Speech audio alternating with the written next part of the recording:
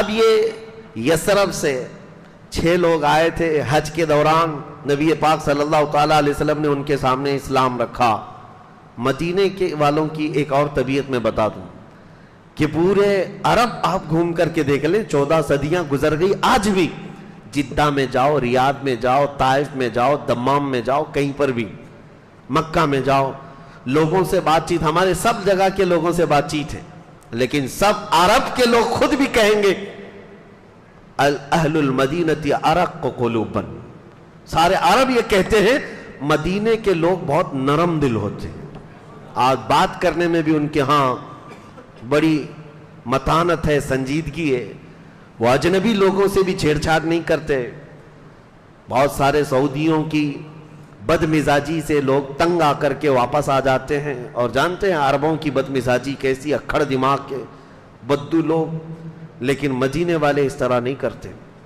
ایک حیرت کی بات میں بتاؤں اب کے سفر کی، ابھی حج کے سفر سے میں آیا، بہت میرے رونگٹے کھڑی کر دی ایک بات۔ ایک پاکستانی شخص ہے، وہ آیا تھا اپنے گاؤں سے، ویزا لگا کر کے آیا ہے مدینے کا، اللہ کرے کہ ہماری زندگی میں ایسی نوکری مل جائے۔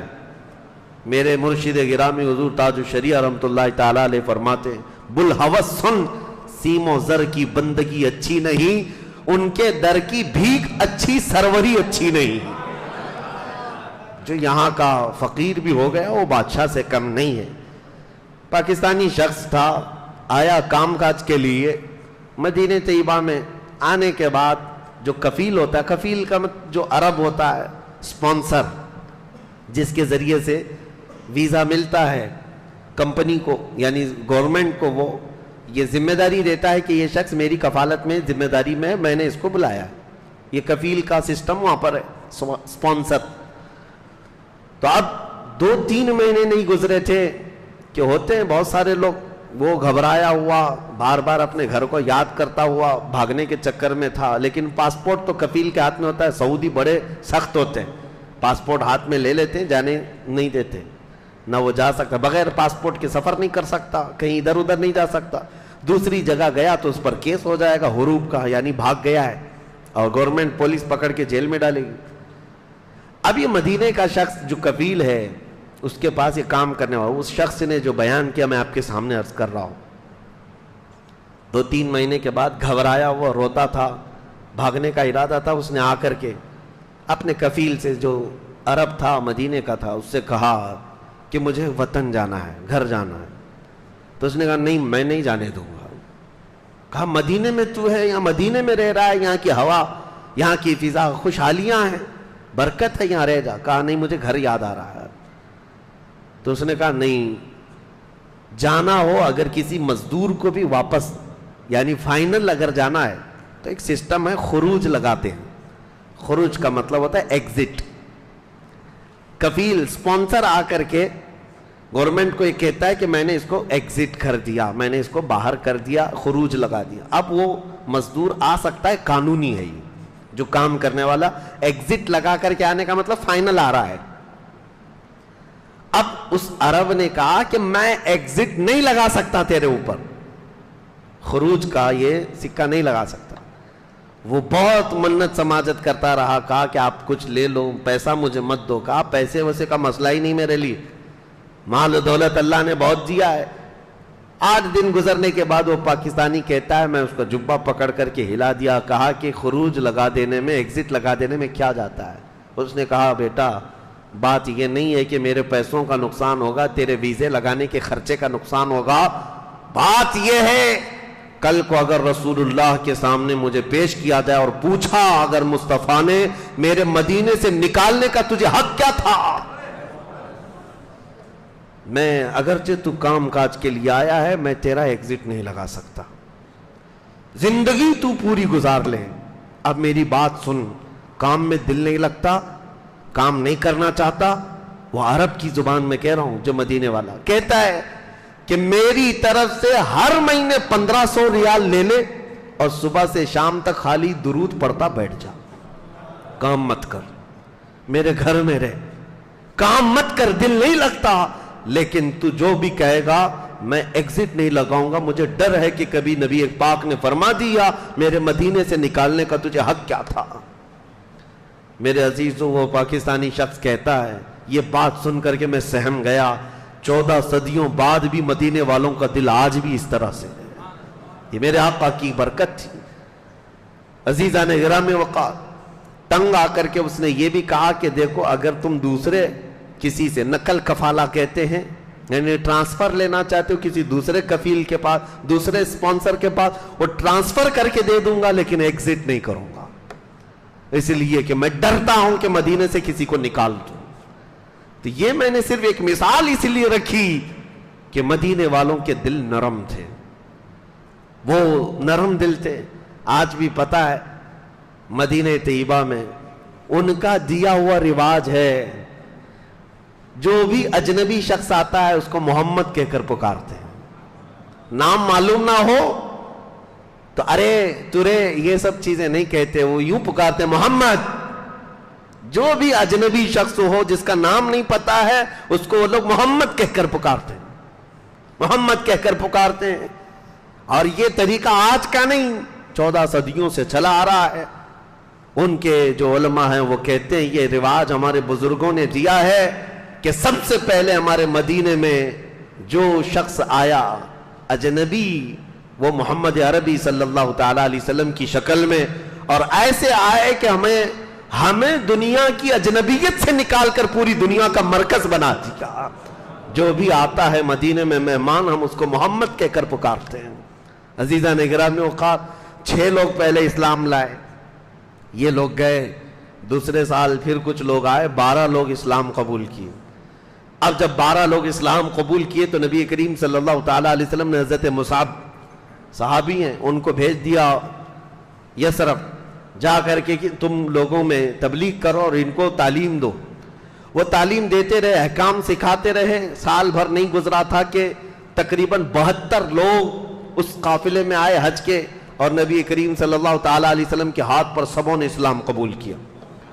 اسعد بن زرارہ، سعد بن معاذ، یہ بڑے بڑے صحابہ ہیں جو قبیلہ اوس اور خزرج، جو وہاں بڑے مشہور قبیلے تھے، یہ قحطانی عرب کے قبیلے تھے مدینے میں آباد۔ یہ پورے یہودی بھی نہیں تھے، پورے بت پرست بھی نہیں تھے، لیکن یہودیوں کا اثر ان کے اندر تھا، مکہ والوں کی بت پرستی کی طرح نہیں تھے، لیکن تھے اسلام سے، یعنی ایمان والے تو نہیں تھے۔ لیکن ان میں سے حضرت سعد بن معاذ کا ایمان لانا اتنا اثر کر گیا کہ ان کا پورا قبیلہ اسلام لایا، وہ قبیلے کے سردار تھے۔ اب ان لوگوں نے آتے ہی حضور صلی اللہ تعالیٰ علیہ وسلم سے یہ کہنا شروع کیا کہ آپ مکہ میں نہ رکیں، آپ چلیں ہمارے وطن آ جائیں۔ یہ مدینے والوں کی ریکویسٹ تھی حضور صلی اللہ علیہ وسلم، اور یہ اصرار بڑھتا گیا۔ جانتے ہو سعد بن معاذ وہ صحابی ہیں جو مدینے میں پورے انصار کے سردار ہیں، سید الاوس کہا جاتا ہے ان کو، اوس قبیلے کے سردار تھے۔ اس کے باوجود ان کی ایک ادا میں بتاؤں، وہ مدینے میں رہ کر کے پتے کھا رہے تھے اور چمڑے ابال کر کھا رہے تھے۔ لوگوں نے پوچھا تمہارے پاس مال کی قلت کہاں سے آ گئی، قحط تو ہے نہیں، تم کیوں یہ چمڑے اور پتے کھا رہے؟ کہا میں نے سنا ہے کہ مکہ والوں نے میرے مصطفیٰ کا سوشل بائیکاٹ کیا ہے، اور حضور صلی اللہ علیہ وسلم شعب ابی طالب میں گھاٹیوں میں پتے کھا رہے ہیں اور چمڑے کھا رہے ہیں، تو مجھے یہ گوارا نہیں کرتا کہ میں مدینے میں کھجوریں کھاؤں، میں یہاں رہ کر کے وہی کھاؤں گا جو میرے آقا کھا رہے ہیں۔ تو یہ لگاؤ اتنا تیز بڑھ گیا تھا کہ وہ آ کر کے حضور صلی اللہ تعالیٰ علیہ وسلم سے عرض کرنے لگے کہ آپ مدینے چلیں، یعنی یثرب چلیں۔ اب اس بات پر حضور صلی اللہ علیہ وسلم نے سب سے بیعت لی، اس کو بیعت عقبہ کہتے ہیں۔ یہ مینا کی وادیوں میں بیعت لی جا رہی تھی، سنیے یہ پہلی بیعت ہے۔ نبی کریم صلی اللہ تعالیٰ علیہ وسلم نے اپنے ہاتھ میں ان کا ہاتھ لیا، پہلی بیعت ہے اور مدینے والوں سے ہے، اور ان سب سے یہ بیعت لی کہ اگر میں آ جاؤں مکہ چھوڑ کر تمہارے ہاں تو تم لوگ میرے ساتھ کیا سلوک کرو گے۔ اس بات پر انہوں نے کیا بیعت کی، کہا ہمارے مال دولت ہماری اولاد بلکہ ہماری جانوں سے بڑھ کر کے ہم آپ کی حفاظت کریں گے۔ اس بات پر حضور صلی اللہ علیہ وسلم کے ہاتھ میں انہوں نے بیعت کی۔ ان کے جو سردار تھے اسعد بن زرارہ وہ کھڑے ہو گئے، 70 لوگوں میں کھڑے ہو گئے، کہا کہ تم بلا رہے ہو حضور صلی اللہ علیہ وسلم، سوچ لو اور ایک بار سوچ لو، اگر یہ ہجرت کر کے ہمارے شہر میں آتے ہیں تو گویا کہ ہم نے صرف مقابلہ قریش سے نہیں کرنا ہے جو یہاں مکہ والے۔ اسعد بن زرارہ نے کہا آج اس بات پر کیا تم تیار ہو کہ آج کے بعد سے اگر یہ محمد صلی اللہ تعالیٰ علیہ وسلم مدینہ ہجرت کر کے آتے ہیں تو ہمارا مقابلہ پوری دنیا کے جنات سے ہوگا، پوری دنیا کے انسانوں سے ہوگا، ساری سرکش طاقتوں سے ہوگا، تم مدینے میں چھوٹی تعداد میں ہو، مختصر تعداد میں ہو، سوچ کر کے بتاؤ۔ پورے مدینے والوں کا جوش دیکھنے کے قابل تھا، کھڑے ہو گئے، کہا پورے دنیا کے جنات آ جائیں ہم ان سے مقابلے کے لیے تیار ہیں۔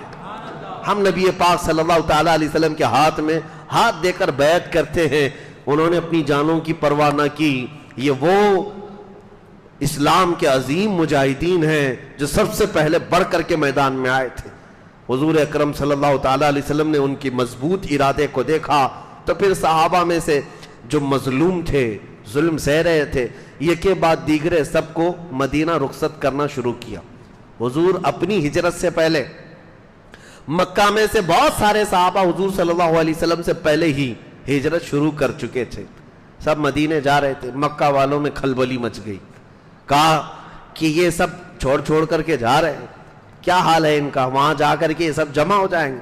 اس کے لیے اب مکہ والوں کی تکلیف اور ان کے پیٹ کا مروڑ اتنا بڑھنے لگ گیا کہ چند صحابہ مکہ میں رہ گئے، ان میں سے حضرت ابوبکر، حضرت علی اور چند صحابہ اور حضور صلی اللہ علیہ وسلم، باقی سب ہجرت کرتے کرتے چلے گئے۔ 70 صحابہ تو پہلے حبشہ ہجرت کر کے گئے تھے، ایتھوپیا، اور اس کے بعد جو بچے ہوئے تھے وہ مدینہ ہجرت کر کے چلے گئے۔ اب مکہ والوں نے ایک میٹنگ بلائی جس کا سردار ابو جہل تھا۔ وہ میٹنگ ندوہ ایک جگہ تھی جہاں پر سب مشورے ہوا کرتے تھے، جیسے کہ کل میں نے بتایا تھا دار الندوہ، ایک وہ جگہ جو ان کی پارلیمنٹ تھی اس کا نام ندوہ تھا۔ وہ پارلیمنٹ میں مشورے ہوتے تھے، اس میں مشورہ یہ کیا جا رہا تھا کہ اس محمد صلی اللہ علیہ وسلم کا کیا کیا جائے۔ تقریباً 12 قبیلے اس میں شریک ہوئے تھے مکہ کے، سب کی رائے اس بات پر متفق ہو گئی، بلکہ اس کی طویل حدیث ہے، لمبی حدیث ہے۔ اس میں ایک بزرگ شخص کی حیثیت سے کوئی شخص آیا، سفید لباس، اونچے قد والا، آ کر کے بیٹھ گیا۔ وہ 12 قبیلے کے سردار بیٹھے ہوئے تھے، کہا کہ میں آؤں تمہیں کچھ مشورہ دوں۔ لوگوں نے پوچھا ہم تو آپ کو جانتے نہیں، مکہ میں رہتے نہیں، وہ کہاں سے آیا؟ کہا میں نجد سے آیا ہوں، نجدی ہوں۔ تو نجد سے آیا ہے، یہ شیخ آ کر کے بیٹھا، یہ کوئی شیخ نہیں تھا، یہ ابلیس ملعون تھا، شیطان رجیم تھا۔ حیرت کی بات ہے، عجیب اتفاق ہے، جہاں میٹنگ ہو رہی ہے وہ ندوہ ہے اور مشورہ دینے کے لیے آیا ہے وہ نجدی ہے، مشورہ دینے کے لیے نجدی آیا ہوا ہے۔ سب سے اس نے کیا مشورہ دیا کہ دیکھو تم میں سے کوئی ایک بھی محمد صلی اللہ تعالیٰ علیہ وسلم کا قتل کرے گا تو قریش جو ہے نا بدلے میں تمہارے کسی شخص کا قتل کریں گے۔ وہاں ایسا ہی سسٹم تھا، ایک خاندان کے آدمی کو قتل کیا گیا تو پورا خاندان اس خاندان کا قتل کرتا، اس کے ایک آدمی کا قتل کرتا، یہ سسٹم تھا۔ تو اس نے کہا ایک کام کرو، مکہ کے ہر خاندان کا ایک ایک آدمی تیار کرو اور سب کے ہاتھوں میں تلوار دو اور سارے لوگ مل کر کے محمد صلی اللہ علیہ وسلم کا قتل کرو، تاکہ سارے لوگ جب قاتل ہوں گے تو قریش ایک خاندان رہ جائے گا اور سارے قبیلوں سے وہ کیسے بدلہ لے سکتے ہیں۔ سبوں نے کہا بہت اچھا مشورہ دیا، ابلیس ایسا ہی مشورہ دے سکتا تھا۔ سب اس کی رائے پر متفق ہوئے اور سب قبیلوں میں سے ایک ایک بہادر شخص کو کھڑا کیے تلوار دے کر کے۔ اب یہ وقت تھا ٹرننگ پوائنٹ جس کو کہیں، نبی پاک صلی اللہ تعالیٰ علیہ وسلم کے گھر کے بعد سارے ظالم کھڑے ہو گئے تلوار سونتے ہوئے، رات کا انتظار کر رہے تھے کہ رات کے اندھیریاں چھا جائیں تو گھر میں داخل ہو کر کے یہ ہر ایک آدمی تلوار سے حملہ کرے، ایک بار خاتمہ کر دیں۔ اب دین کا معاملہ بھی نہ رہے گا اور نہ ہی حضور صلی اللہ تعالیٰ علیہ وسلم کی تبلیغ کا معاملہ۔ لیکن یہ وہی رات ہے جس رات مولا کریم نے اپنے حبیب کو حکم فرمایا کہ اے رسول پاک اے رسول صلی اللہ تعالیٰ علیہ وسلم آپ اس مکہ سے ہجرت کر کے مدینہ تشریف لے جائیں۔ حضور چاہتے تو پہلے ہی چلے جاتے لیکن اللہ کے حکم کا انتظار کر رہے تھے۔ حضور صلی اللہ تعالیٰ علیہ وسلم اس دن اٹھے، حضرت علی کو اپنے بستر پر سلایا، امانتیں سپرد کر دی مکہ والوں کی، کہا صبح یہ دے کر کے تم بھی مدینے چلے آنا۔ رات کے وقت اپنے گھر سے نکل رہے، سورہ یاسین کی تلاوت کرتے ہوئے ہاتھ میں مٹی کے کنکریاں کچھ لیں اور ان کافروں کے منہ کی طرف پھینک دیا، سب اندھے ہو گئے، کوئی دیکھ نہ سکا۔ اور اس کے بعد نبی پاک صلی اللہ علیہ وسلم سیدھے ابو بکر صدیق کے گھر آئے اور ان کو ساتھ لیا اور مدینے کی طرف روانہ۔ یہ پہلی ہجرت ہے حضور صلی اللہ تعالی علیہ وسلم کی۔ یہاں سے اب اسلام ساتھ ساتھ چل رہا ہے اور اسلام کی اسٹیبلشمنٹ ہونے جا رہی ہے، دولت اسلام، سلطنت اسلام، حکومت اسلام قائم ہونے جا رہی ہے۔ لیکن قائم کرنے والا بادشاہ اعظم حضور اکرم صلی اللہ تعالیٰ علیہ وسلم صرف حضرت ابو بکر اور ایک غلام کے ساتھ سفر کر رہے، 3 دن غار ثور میں رہے، اس کے بعد مدینے کا سفر کیا۔ تقریباً 9 دن کے بعد نبی پاک صلی اللہ تعالیٰ علیہ وسلم کا ورود مسعود ہوا۔ مدینے کی ان خوش بہار گلیوں میں، جو آج جہاں پر مسجد قباء ہے، وہاں پر حضور صلی اللہ تعالیٰ علیہ وسلم نے اپنا نزول اجلال فرمایا۔ کلثوم بن ہدم ایک صحابی ہیں، ان کے گھر پر 14 دن تک قیام کیا۔ یہ مدینے سے باہر ہے، 5 کلومیٹر باہر تھا قباء۔ وہاں پر حضور صلی اللہ علیہ وسلم نے اپنے ہاتھوں سے مسجد بنائی، جو مسجد قباء، اسلام کی سب سے پہلی مسجد۔ اور یہاں مدینے سے انصار کو جب پتہ چلا، جوک در جوک آنے لگے اور حضور کے ہاتھ پر بیعت کرنے لگے، اسلام قبول کیا۔ اب مدینے کی گلیوں میں جو شور تھا، اس کو اگر ترجمانی میں عرض کیا جائے تو یہی ہوگا، ہر گلی سے آواز آتی تھی لبیک یا حضور آ رہے تھے، نبی پاک تشریف لا رہے تھے۔ فرق یہ تھا کہ مدینے والوں کے دلوں میں ایمان راسخ تھا، وہ حضور کا استقبال کر رہے تھے۔ 14 دنوں کے بعد حضور اکرم صلی اللہ تعالیٰ علیہ وسلم، دیکھیں انتظار کیسا تھا میں آپ کو بتاؤں، صرف ایک جھلک دکھا دیتا ہوں۔ حضرت سیدنا سلمان فارسی رضی اللہ تعالیٰ عنہ صحابی رسول ہیں، ان کی عمر بہت لمبی ہوئی۔ یہ ایران کے فارس کے رہنے والے تھے، ان کا باپ آگ کا پجاری تھا، آگ کی پوجا کرتا تھا اور ان کو بھی مجبور کرتا تھا، ان کا دل نہیں لگتا تھا۔ ایک بار یہ کسی کنیسہ سے گزر رہے تھے، گرجا گھر یعنی چرچ، وہاں عیسائیوں کی تعلیم ان کو اچھی لگی، روزانہ جا کے سنتے تھے، تو باپ کو پتہ چلا، باپ نے زنجیروں میں باندھ کر رکھ دی۔ پھر موقع پا کر کے ایک دن زنجیریں توڑ کر کے نکل گئے اور عیسائی پادری کے پاس آیا، کہا مجھے عیسائی بنا لو، اور اس پادری نے ان کو لے کر کے ملک شام کا سفر کیا اور وہاں پر ان کو رکھا۔ برسوں تک وہ عیسائی تعلیمات حاصل کرتے رہے، لیکن سلمان فارسی کہتے ہیں جو عیسائی بڑا راہب ہوتا تھا وہ مجھے یہی بتاتا تھا کہ اب عیسائی مذہب بھی ختم ہونے کو آ گیا، چند ہی لوگ باقی رہ گئے ہیں، لیکن تمہارے زمانے میں انتظار کرنا، آخری نبی آ سکتے ہیں۔ ہر کوئی کہتا تھا آخری نبی، علامات بتاتے تھے۔ تو وہ کبھی حمص سے حلب سے لے کر عراق موصل سفر کرتے رہے، بہت سال بتائے، اور اس کے بعد ایک عرب سے کوئی شخص آیا تھا اور وہ کھجوروں کا تاجر تھا، اس سے پوچھا کہ ایسا شہر کھجوروں کے جھنڈ کا پہاڑیوں کے درمیان میں آباد ہے، وہاں کی ہریالیاں ہیں، تم جانتے ہو؟ اس نے کہا میں اسی شہر کا رہنے والا ہوں۔ سلمان فارسی نے کہا کیا مجھے وہ شہر لے جاؤ گے؟ کیونکہ پرانی کتابوں میں یہ شہر مدینہ طیبہ کی خصوصیات لکھی ہوئی تھی۔ حضرت سلمان فارسی کو شوق تھا، اور وہ عرب یہودی آیا، سلمان فارسی سے کہا میں تمہیں اس شہر لے جاتا ہوں، لے کر کے آیا، لیکن آ کر کے اس نے اعلان کیا میرا غلام ہے، اور بازار میں بیچ دیا۔ غلامی کا دور تھا۔ ایک یہودی نے خرید لیا سلمان فارسی کو، باغیچے میں کام کرتے تھے کھجوروں کے۔ یہ بات میں اس لیے عرض کر رہا ہوں، ان کی عمر کا کافی حصہ عیسائی مذہب میں گزرا، لیکن انتظار تھا، جہاں پہنچنا تھا وہاں پہنچ تو گئے تھے، مدینے کے خطہ تھا۔ کہتے ہیں میں اپنے آقا کے باغیچے میں کام کر رہا تھا، کھجور کا درخت ویسے بہت لمبا ہوتا ہے، کھجور کے درخت کے اوپر بیٹھ کر کے وہ کھجوروں کی صفائیاں کر رہے تھے۔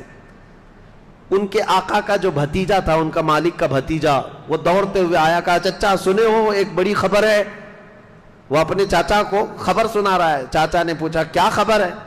کہا کہ مکہ سے ایک شخص آیا ہے جس کا نام محمد ہے، چمکتا چہرہ ہے، اور آیا ہے، لوگ جوک در جوک جا رہے ہیں۔ چاچا نے پوچھا کیا کہتا ہے؟ وہ کہتا ہے میں اللہ کا آخری رسول ہوں۔ سلمان فارسی سن رہے تھے، بے تاب ہو کر چھلانگ لگا کر نیچے آئے درخت کے اوپر سے، اور کہا کیا کہا تم نے؟ کون سی خبر لائے؟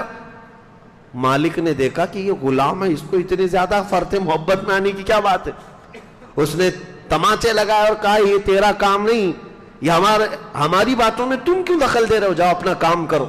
سلمان فارسی کو اسی دن سے یہ دل میں لگ گئی تھی بات کہ جس کے انتظار میں نے سالوں بتائے ہیں, رب العالمین نے اس آخری رسول کو یہاں پر بھیج دیا ہے. مدینے میں انتظار چل رہا تھا, ایسا نہیں ہے. آج میرے عزیزو ہم اہل مدینہ کی عقیدت اور ان کی محبتوں کو سلام کرتے ہیں.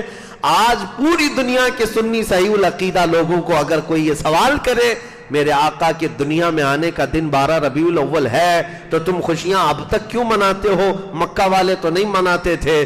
ہم یہی کہتے ہیں مکہ والوں کی نصیب میں اگرچہ نہیں تھا, لیکن حضور جب ہجرت کر کے مدینے جا رہے تھے تو مدینے والوں نے تو منایا تھا, جلوس نکلا تھا پورا باضابطہ, حضور کا استقبال ہوا تھا, دف بجا بجا کر بچیاں پکارتی تھی طلع البدر علینا من ثنیات الوداع وجب الشکر علینا ما دعا للہ داعی, جس کا مطلب ہی یہ ہوتا ہے سنیت الوداع کی گھاٹیوں سے ہم پر 14ویں کا چاند طلوع ہو گیا ہے.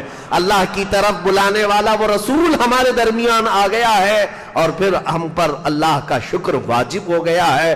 یہاں تک کہ بنو نجار قبیلہ تھا ایک مدینے میں, ان کی بچیاں اور ان کے جو لڑکے تھے وہ کیا کہتے تھے, یا حبذا محمدا, اے خوش آمدید محمد صلی اللہ علیہ وسلم, کیسا آپ نے ہم کو معزز بنا دیا.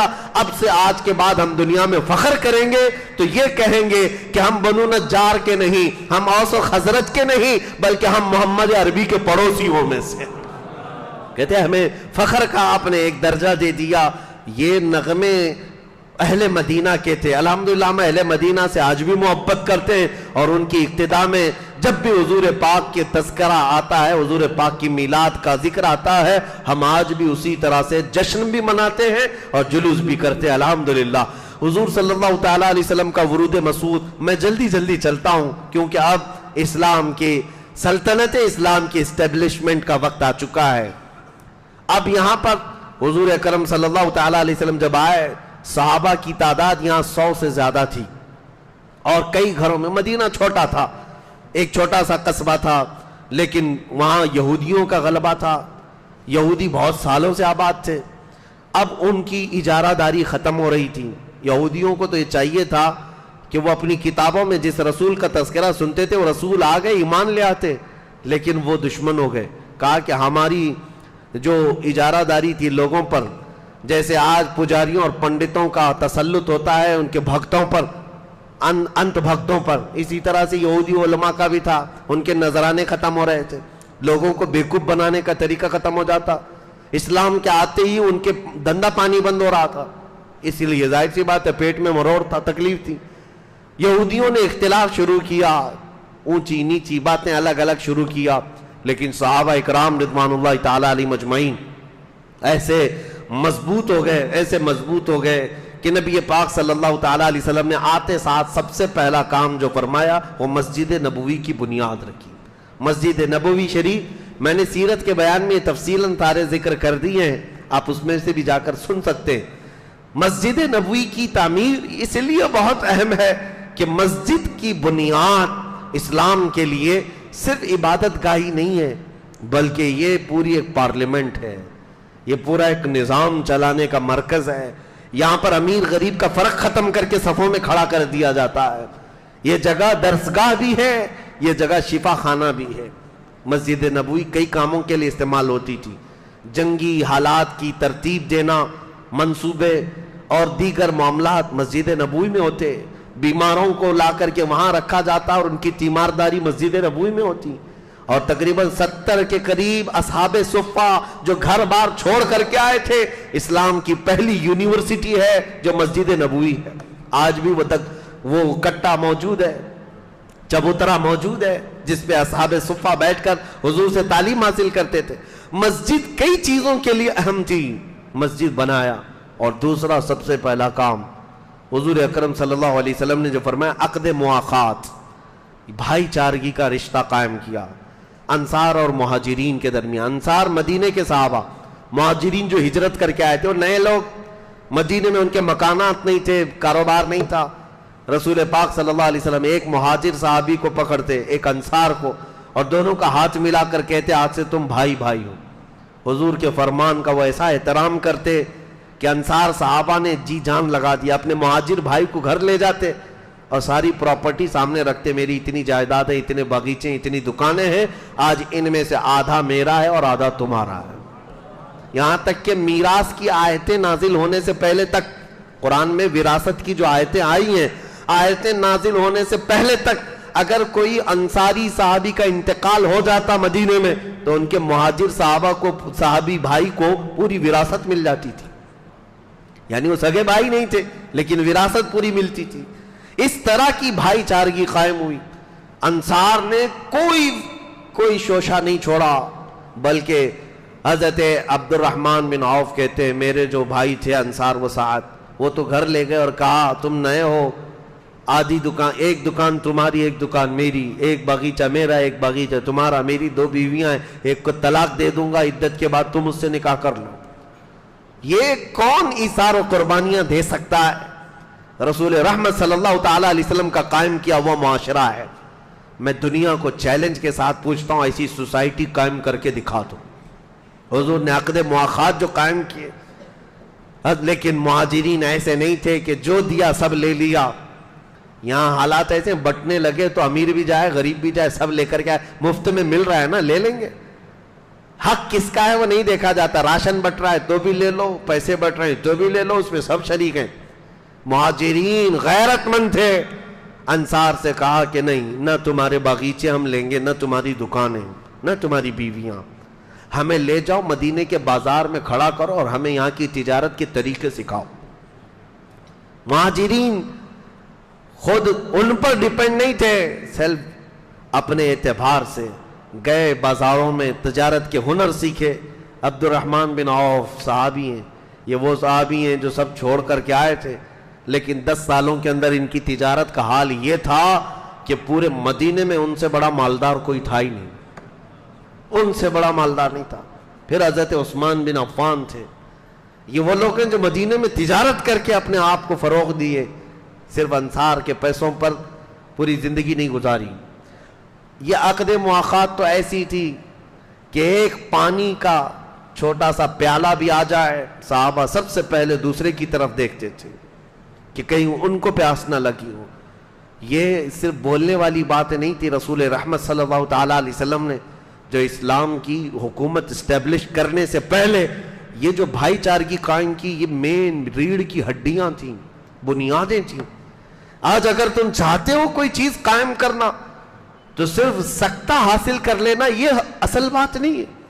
حکومت کا تختہ کبھی بھی تمہیں مل جائے گا، کبھی بھی مل جائے گا، لیکن چلاؤ گے کیسے؟ تمہارے پاس وہ اخلاق کہاں ہے؟ تمہارے پاس وہ نظام کہاں ہے؟ نبی کریم صلی اللہ تعالیٰ علیہ وسلم نے سب سے پہلے صحابہ کے دلوں میں نظام بھر دیا تھا، اخلاق بھر دیے تھے، ایثار بھر دیا تھا۔ اسی لیے ان کے یہاں خرد برد اور خیانت کی ایک روایت بھی بتا دو کسی صحابی نے 1 روپیہ کسی کا دبا لیا، 1 سکہ کسی کا رکھ لیا، نہیں۔ سختیاں تو ایسی تھی، ایک جنازہ آیا حضور صلی اللہ علیہ وسلم کے پاس، جنازے کے لیے لوگ کھڑے ہو گئے، حضور نے سب سے پہلے جنازہ پڑھانے سے پہلے پوچھا اس انتقال کیے ہوئے شخص کے اوپر کسی کا قرضہ باقی ہے؟ جماعت میں کھڑے ہوئے جو صفیں لگا چکے تھے ان میں سے ایک شخص نے کہا کہ میرے 2 درہم باقی، 2 درہم 2 سکے۔ رسول رحمت صلی اللہ علیہ وسلم پیچھے ہٹ گئے، کہا صلو علی صاحبکم ولا اصلی علیہ، تم چاہو تو اپنے دوست کی جنازہ کی نماز پڑھ لو، میں نہیں پڑھوں گا، اس پر قرضہ رہ گیا ہے۔ یہ سختیاں تھی، اس پر قرض باقی رہ گیا، میں نماز جنازہ نہیں پڑھوں گا۔ صحابہ اس بات سے خوف زدہ رہتے تھے، اپنے معاملات اس قدر مضبوط رکھتے تھے کہ کوئی انگلی نہیں اٹھا سکتا تھا، کوئی انگلی نہیں اٹھا سکتا۔ عزیزان گرامی وقار، پوری دنیا ان سے متعارف ہے اخلاق و کردار۔ یہ اسٹیبلشمنٹ میں بہت ضروری چیزیں میں عرض کر رہا ہوں، حکومت یوں ہی نہیں قائم ہوئی اسلام کی، ان کے درمیان کیا کیا۔ حضرت ابوبکر صدیق کا جب دور آیا تھا تو ایک یہودی خاتون نے چٹھی لکھ کر کے بھیجا تھا کہ مجھے مدینے میں رہنا نہیں ہے، مجھے یمن جانا ہے۔ حضرت ابو بکر صدیق نے 2 جوانوں کو اس کے حوالے کر دیا، ایک اونٹنی ایک سواری دے دی، اس عورت سے کہا کہ جاؤ تم اپنے قبیلے میں جاؤ۔ یہ 2 جوان، وہ عورت جا کیوں رہی تھی؟ مسلمانوں سے نفرت تھی، یہ سوچ کر کے جا رہی تھی کہ یہ لوگ پتہ نہیں کب عزت لوٹ لیں، کیا کر دیں، نعوذ باللہ۔ لیکن یہ 2 نوجوانوں نے اس خاتون کو مدینے سے لے کر یمن تک کا سفر ایسا کروایا، وہ یمن پہنچتی اور کہتی ہے پورا سفر انہوں نے چہرہ اٹھا کر نہیں دیکھا میری طرف، اوپر بیٹھی کون ہے، بیچ میں اگر کوئی چوکی آتی، کہیں پر تفتیش چیکنگ پوائنٹ آتا بھی تو یہ دونوں نوجوان کہتے تھے خلیفہ اسلام کی مہمان جا رہی۔ یہ باتیں تھیں، یمن پہنچ گئی، وہ یہودی عورت تھی، اپنے قبیلے کو بلاتی، خاندان کو بلاتی، کہتی ہے میں مدینے سے ڈر کر آئی تھی، عزت بچا کر آئی، لیکن اے لوگوں تم سب کے سب گواہ ہو جاؤ، میں سمجھتی ہوں اگر خاتون کی عزت کہیں محفوظ ہے تو مدینے میں محفوظ، میں واپس مدینے جاتی ہوں۔ وہ واپس مدینے آئی، یہ چیزیں پیدا کی تھی رسول کریم صلی اللہ تعالی علیہ وسلم، پھر حکومت قائم ہوئی ہے۔ آج اگر تم یہ کہتے بھی ہو کہ ہمارے ہاتھ میں کوئی چیز کیوں نہیں آتی، آ بھی جائے تو کیا کر لو گے؟ دیکھا نہیں ہے کچھ لوگوں کے ہاتھ میں آتی، ایسا لگتا ہے جیسے کسی کوے کو بڑاپن دے دیا گیا ہے، وہ جہاں چاہتا ہے اپنی گندگی پھیلاتا رہتا ہے۔ مسلمانوں کی بات کر رہا، جس کو کرسی ملی، جس کو عہدہ ملا، نہ کوئی تمیز ہے نہ کوئی اخلاق ہے، کچھ نہیں، اسے مال جمع کرنے کے علاوہ کوئی فکر ہی نہیں ہے۔ وہ کب دین مصطفیٰ کو سیکھا ہے، کب دین مصطفیٰ کو جانا ہے؟ عزیزان گرامی وقار، اسٹیبلشمنٹ جو اسلام کے حکومتی اعتبار سے، سیاسی اعتبار سے ہوئی، یوں ہی نہیں، پہلے اخلاق بنائے گئے، اخلاق کی عمارت تعمیر کی گئی ہے، لوگوں میں محبت کا جذبہ بھر دیا گیا ہے، ایمان مضبوط کیا گیا ہے، اس کے بعد یہ حکومت کا تختہ قائم ہوا ہے۔ نبی رحمت صلی اللہ تعالیٰ علیہ وسلم نے صحابہ کے دلوں میں یہ باتیں گھر فرمائی تھی۔ ایک گوشت کا ٹکڑا کسی صحابی کے گھر آ گیا رات کو، انہوں نے یہ خیال کر کے پڑوسی کو دے دیا میرا پڑوسی بھوکا ہے، پڑوسی نے اپنے پڑوسی کو دے دیا، اس نے اس کو دیا۔ روایت مشہور ہے کہ وہ گوشت کا ٹکڑا گھومتے گھومتے پورے مدینے سے اسی پہلے صحابی کے گھر آ گیا، ہر ایک نے اپنے دوسرے کا خیال کیا۔ یہاں کون ہے ہم میں سے، کون ہے ہم میں سے یہ چیزیں خیال کرتا ہو؟ ہمارے دلوں کے اندر کٹرتا بڑھنے لگ گئی، کٹھور ہو گئے، چھوٹی چھوٹی چیزوں پر کمپرومائز نہیں کر سکتے، کسی دوسرے کو ہم برداشت کرنے کی طاقت نہیں رکھتے۔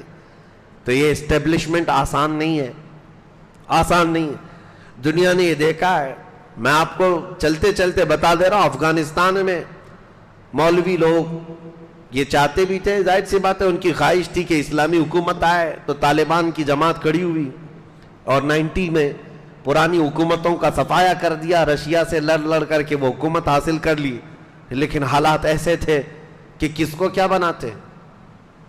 دنیا چلانا اور حکومت چلانا یہ صرف اور صرف سوچ اور صرف ذہن سے نہیں ہوتا، اس کے لیے رسول کریم صلی اللہ علیہ وسلم کی پوری سیرت پڑھو۔ صحابہ میں پہلے حضور نے کیا چیزیں پیدا فرمائی، 4 سال نہیں چلا پائے تھے اور دادا آ گیا امریکہ، آ کر کے ان کو تہس نہس کر دیا، ختم کر دیا، اور سب ٹوٹ کر بکھر گئے۔ اب کی کیا سچویشن ہے اس پر میں ابھی کلام نہیں کرتا، اب کیوں آ گئے، دوبارہ آئے اور اب کیسے چلا رہے، پڑھ لکھ کر کے آئے 20 سال۔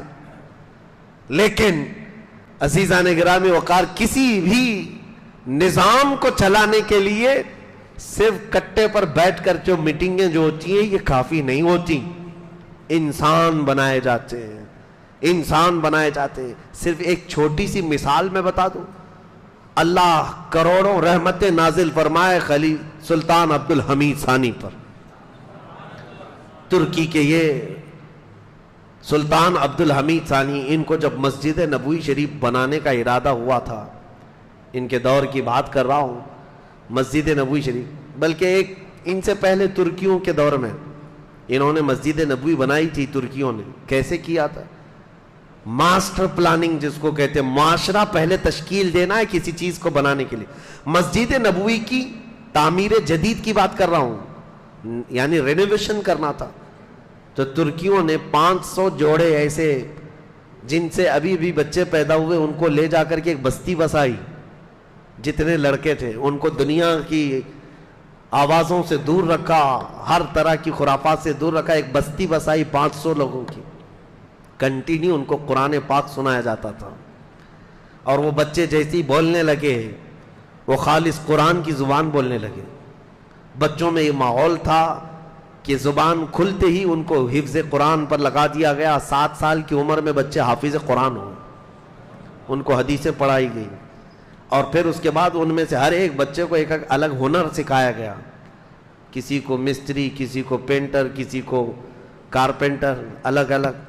یہ 500 وہ حافظ قرآن بچے جنہوں نے دنیا کی خرافات نہیں دیکھی تھی، صرف قرآن سنا تھا اور رسول اللہ کا عشق پیا تھا، یہ پوری جماعت تیار ہوئی۔ جب یہ جوان ہوئے تو ان کو لا کر مسجد نبوی کی تعمیر جدید کا حصہ کیا۔ یہ میں اس لیے مثال دے رہا ہوں، کسی چیز کی اسٹیبلشمنٹ کے لیے ماسٹر پلاننگ ہوتی ہے، پہلے انسان بنائے جاتے ہیں، اخلاق تعمیر کیے جاتے ہیں۔ آج آپ یہ سوچ رہے ہیں کہ ہمارے بچے آوارہ رہے اور کل حکومت اسلام آ جائے، یا آواروں سے کیا اسلام چلے؟ ان بد مزاج ڈاکوؤں سے کیا اسلام کی حکومت کا اسٹیبلشمنٹ ہو سکتا ہے؟ آپ اپنے بچوں کے اخلاق پر توجہ دیں، ان کو وہ ماحول دیں کہ یہ خود کھڑے ہو جائیں گے انشاءاللہ العزیز۔ نبی پاک صلی اللہ تعالیٰ علیہ وسلم کے اس مدینے میں پیدا ہونے والے بچے سے لے کر بوڑھے تک جو آوازیں تھی وہاں پر کیا تھی۔ اسی لیے میں آپ کو کہتا ہوں، ایک ایگزامپل دیتا ہوں، دل جب نرم کر دیے جائیں تو آدمی ہر چیز کر سکتا ہے۔ یہ اسٹیبلشمنٹ کا اگر وقت ہے تو سنو، ہمارا محلہ برسوں سے ہو سکتا ہے نشہ کر رہے ہوں بہت ساری، حالانکہ تمہیں تو پتا ہے پہلے سے حرام ہے، پہلے سے پتا ہے حرام ہے، اس کے باوجود کر رہے ہیں۔ شراب بھی ہے، پتے بھی ہے، جوا بھی ہے اور ڈرگز بھی ہے، لیکن اچانک ہم کہیں کہ چھوڑ دو یہ سب چیزیں بری ہیں، ہو سکتا ہے کچھ لوگ مان لیں۔ کیا ایسا پاسبل لگتا ہے آپ کو؟ میں ناممکن تو نہیں کہوں گا، ایک لخت ایک ہی آن میں سارے لوگ چھوڑ دیں، نہیں لگتا ایسے، برسوں سے کر رہے ہیں۔ پھر بھی کتنے برس سے کر رہا ہوگا؟ کوئی جوان اگر ابھی آج 20 سال کا ہوگا تو زیادہ سے زیادہ اگر وہ بہت بچپن میں بھی شروع کیا ہوگا تو 10 سال سے کر رہا ہوگا۔ لیکن مدینے کی بات میں بتاؤں، شراب حرام نہیں تھی، حلال سمجھ کر کے پی رہے تھے، اور بچپن سے کیا 50 سالوں سے شراب پینے والے لوگ موجود تھے۔ حضرت انس کہتے ہیں میری عمر 10 سال کی تھی، 12 سال کی تھی، میں شراب سپلائی کیا کرتا تھا۔ کہبہ خانے تھے جو جگہ جگہ، جیسے چائے کی دکانیں ہوتی ہیں شراب کی، میں پیالوں میں بھر کر شراب دیتا تھا، لوگوں کو سپلائی کرتا تھا۔ اچانک ایک شام لوگ بیٹھے شراب پی رہے ہیں، پیالے سجے ہوئے ہیں، آواز آئی مدینے کی گلیوں میں، یا ایھا المسلمون، قال رسول اللہ صلی اللہ علیہ وسلم حرمت الخمر، اے مسلمانوں اللہ کے رسول نے اعلان فرمایا شراب حرام ہو گئی۔ حضرت انس کہتے میرے ہاتھ سے پیالہ گر گیا، جتنے لوگ بیٹھے ہوئے تھے، صرف میری کیفیت نہیں، کوئی منہ سے لگایا تھا تو وہیں سے اس نے پٹک دیا، سب اپنے گھر گئے، جو مٹکے رکھے تھے ان کو ٹھوکریں مار مار کر کے توڑ دی۔ حضرت انس کہتے ہیں ایک دن ہم نے دیکھا تھا مدینے کے سارے گٹر اور نالے شراب سے بہہ رہے تھے، ایک ہی دن۔ کسی بھی صحابی نے یہ نہیں کہا، اعلان کرنے والا کوئی منادی ہے آ کر اعلان کر رہا ہے، ہم جا کر پوچھ تو لیں رسول اللہ سے حقیقت میں حلال ہے حرام ہے، ہم ڈیبیٹ کریں گے، نہیں، حضور کی طرف سے اعلان آ گیا، پہلے اس چیز کو دور کرو، پھینک دو۔ بچنے کا یہ جذبہ جب ان کے دلوں کے اندر تھا، ارے میرے عزیزو ایک بار تو حالت یہ تھی، صحابہ کا فرمان برداری کا جو جذبہ تھا، حضور ایک طرف جا رہے تھے، نبی پاک صلی اللہ تعالیٰ علیہ وسلم نے فرمایا مجھے لہسن پسند نہیں ہے، اچھا نہیں لگتا، تو صحابہ نے کہا حضور کو لہسن پسند نہیں، لہسن پسند، بات چلتی گئی مدینے میں، یہاں تک کہ لوگوں میں یہ مشہور ہو گیا لہسن حرام ہو گیا۔ سب آئے حضور صلی اللہ تعالیٰ علیہ وسلم کے بعد سب کہنے لگے لہسن حرام ہو گیا، لہسن حرام، کہا نہیں، حضور پاک صلی اللہ علیہ وسلم نے فرمایا کہ نہیں، اس کی بو بہت زیادہ ہوتی ہے، اس کی مہک زیادہ ہوتی ہے، اور ہم جب قرآن کی تلاوت کرتے ہیں مسجدوں میں آتے ہیں تو ہمارے منہ اتنے نہ مہکیں، کیونکہ اللہ کے فرشتے اپنا منہ ہمارے منہ سے لگا دیتے ہیں، میں یہ تیز بو والی چیز کو پسند نہیں کرتا۔ صحابہ کو بعد میں یہ کلیئرنس دینا پڑا، دوسرے صحابہ نے کلیئر کیا حضور سے سن کر کے کہ حرام نہیں ہے۔ میں یہ کہنا چاہ رہا ہوں حضور صلی اللہ تعالیٰ علیہ وسلم کی ایک ادا بھی دیکھتے، کسی چیز کو چھوڑ دیا، صحابہ تو اس کو پوری طور پر نکال دیتے تھے۔ ختم کر دیتے. عزیزان گرامی اوقات تب جا کر کے اسلام کا اسٹیبلشمنٹ ہوا ہے مضبوط طاقت کے ساتھ. وہ صرف مسجد نبوی سے چلنے والی حکومت تھی. اب حالات یہ تھے کہ جیسے ہی نبی پاک صلی اللہ علیہ وسلم مدینے میں آئے, تیسرا کام, پہلا کام مسجد نبوی کا, دوسرا کام عقد مواخات بھائی چارگی کا, تیسرا کام یہودیوں سے اور مدینے کے رہنے والوں سے ایگریمنٹ کیا. تقریباً 52 اس کے اندر وہ تھے, ٹرمز تھے. جیسے آپ حضور صلی اللہ علیہ وسلم اور ان کے درمیان 52 بنود تھے جن پر دستخط ہوئی. وہ سارے چیزیں آج بھی میثاق مدینہ اس کو کہتے ہیں, حضرت ابوبکر صدیق کے بنائے ہوئے تھے.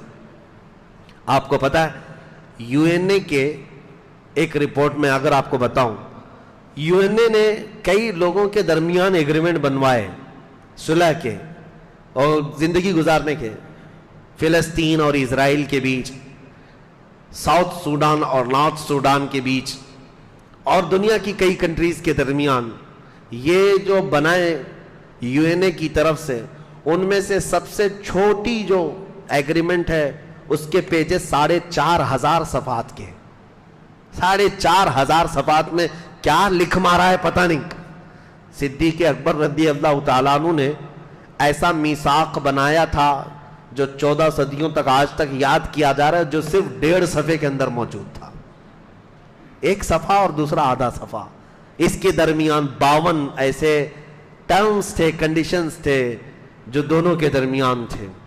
اس میں سے مین چیز یہ تھی, ہم مدینہ طیبہ میں آئے, ہم تمہیں تکلیف نہیں دیں گے, تم ہمیں نہیں دو گے, لڑائیاں ہماری آپس میں نہیں ہوں گی, اور قریش جب بھی حملہ کریں گے, مکہ والے آئیں گے تو ہم ساتھ میں مل کے لڑیں گے. مدینہ کی حفاظت تمہارے لیے بھی ہمارے لیے بھی. تم جس جماعت کے ساتھ اچھائی کرو گے ہم بھی اس کے ساتھ اچھا کریں گے, ہم جس کے ساتھ معاہدہ کر لیں گے تم کو بھی کرنا پڑے گا. اس طرح کی ساری چیزیں تھی. لیکن یہ یہودی غدار یہ سارے ٹرمز توڑ دیے تھے, جس کی وجہ سے ان کے ساتھ جنگیں ہوئی. بنو نذیر, بنو قریظہ, یہ جو 2 قبیلے تھے ان کو مار کر بھگایا گیا, مدینے سے نکالا گیا. پھر خیبر میں گئے, خیبر کی جنگ کے بعد وہاں سے بھی نکال کر کے ان کو بھیجا گیا. اب دنیا بھر میں ادھر ادھر گھومتے پھرتے ہیں ذلیل و خوار, اسرائیل کو قبضہ کیے بیٹھے ہوئے ہیں. لیکن یہ ایسے ذلیل و خوار ہے کہ قیامت تک ان پر ذلت طاری رہے گی, اللہ کا غضب ان کے ساتھ رہے گا. یہ بے گھر ہو کر کے دنیا میں رہتے رہیں گے. آج اسرائیل پر گئے ہیں اور قبضہ جما کر کے 70 سال سے بیٹھے ہوئے ہیں, فلسطینیوں کا جینا تنگ کر کے رکھے ہیں یہ یہودی.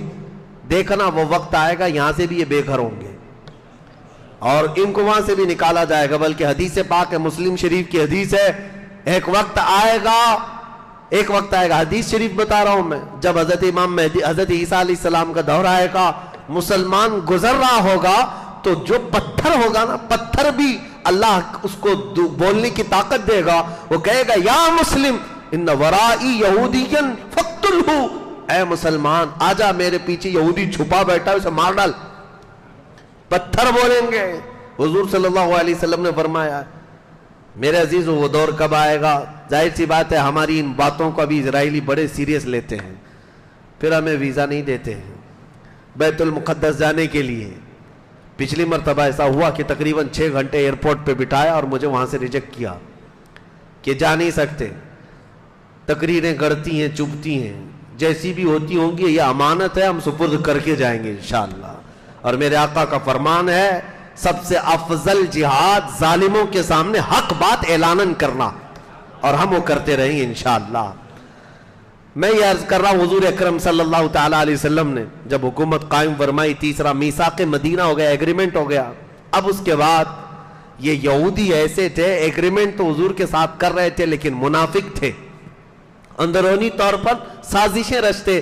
یہاں کی خبریں مکہ والوں کو دیتے تھے خط لکھ کر کے, اور مکہ والوں کو انہوں نے ہی ابھارا تھا. پھر جنگ بدر واقع ہوئی. جنگ بدر میں کفار مکہ 70 کی تعداد میں مارے گئے تھے. ایسی ہزیمت ان کی کبھی نہیں ہوئی تھی. مکہ والے اتنی بڑی تعداد میں کبھی مرے نہیں تھے. حضور صلی اللہ تعالی علیہ وسلم کے ان صحابہ کے ہاتھ مارے گئے تھے جن صحابہ کو انہوں نے مکہ سے نکالا تھا, مکہ سے بے گھر کیا تھا. یہاں تک کہ وہ امیہ جو حضرت بلال کا آقا تھا اس کو حضرت بلال نے مارا ہے. وقت بدلتا ہے, تلک الایام نداولها بین الناس. اللہ فرماتا ہے یہ دن ہیں ہم لوگوں کے درمیان پھیر کر کے لے آتے ہیں. آج کا بادشاہ کل کا فقیر، اور آج کا فقیر کل کا بادشاہ، یہ ناممکنات میں سے نہیں ہے. اس جنگ بدر میں جو مارے گئے تھے وہ صرف 70 کافر ہی نہیں، کفر مارا گیا ہے. ابو جہل مرا ہے، اسے عتبہ مرا ہے، شیبہ مرا ہے.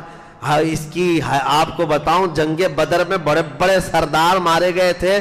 اس کا غم ایسا تھا مکہ والوں کو کہ 2 سال روتے تھے، 2 سال تک مرثیے پڑھتے، اشعار پڑھ پڑھ کر کے روتے تھے. اور اسی غم میں ابو لہب مر گیا جو جنگ میں آیا نہیں تھا.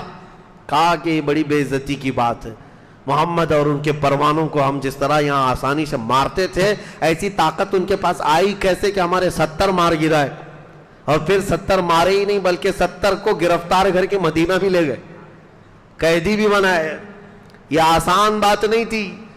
تو یہ چرچا پورے عرب میں پھیل گیا تھا کہ بدر میں انہوں نے تو ان کے چھکے چھڑا دیے، ختم کر دیا ان کے طاقت کو، ان کے رعونت کو، ان کے رعب و دبدبے کو. اس کے بعد پھر جنگ احد ہوئی، پھر جنگ خندق ہوئی، جنگیں ہونے لگی مکہ والوں کے درمیان، مدینے والوں کے درمیان.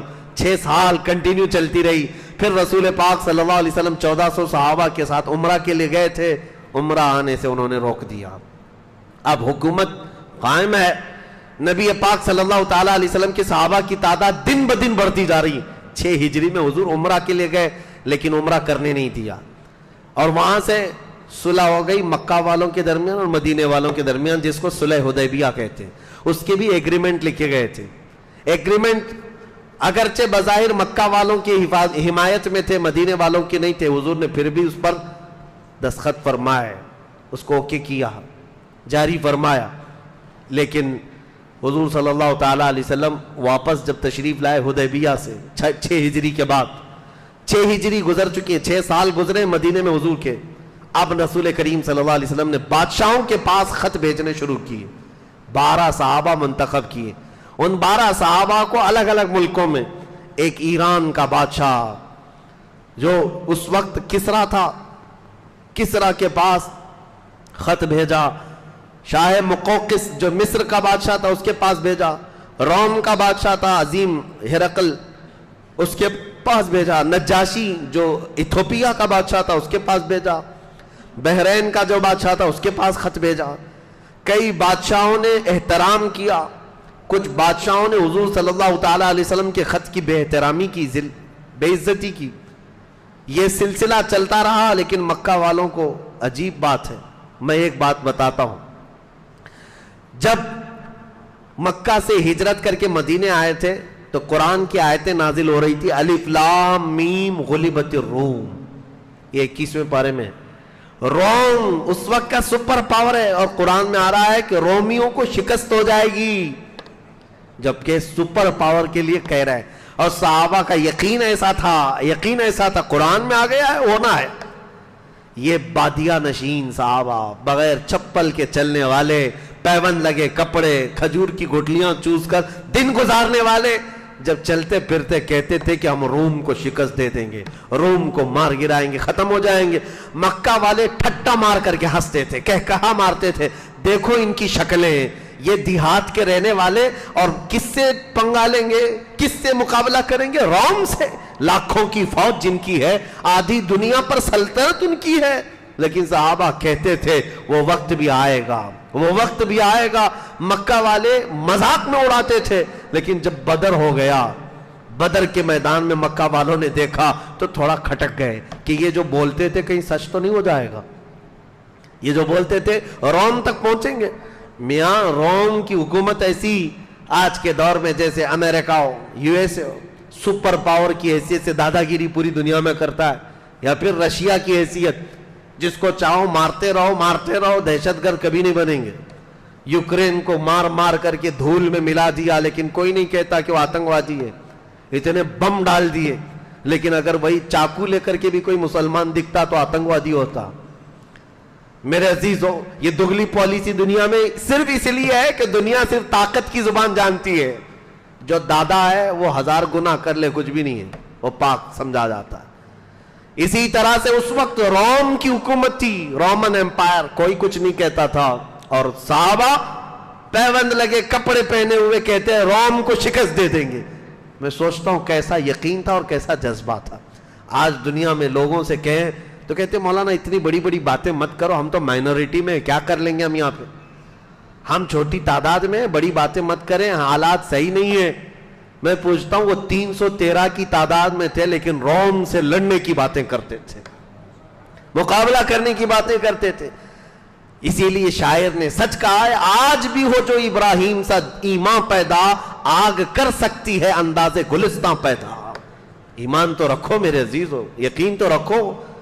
اس کے بعد بدر ہو گئی, خندق ہو گئی, احد ہو گئی, اب حدیبیہ میں صلح ہو گئی, جنگ بندی ہو گئی, ختم, جنگ ختم ہو گئی.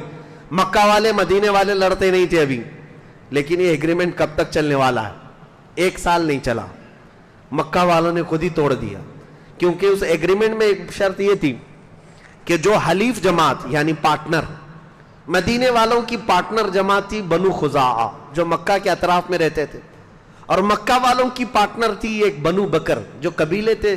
اختیار تھا جو جس کا پارٹنر بننا چاہے بن جائے. مسلمانوں کی جو پارٹنر جماعت تھی بنو خزاعہ, ہوا یہ کہ بنو بکر اور بنو خزاعہ دونوں دشمن جماعتیں تھی, آپس میں قبیلے لڑتے تھے.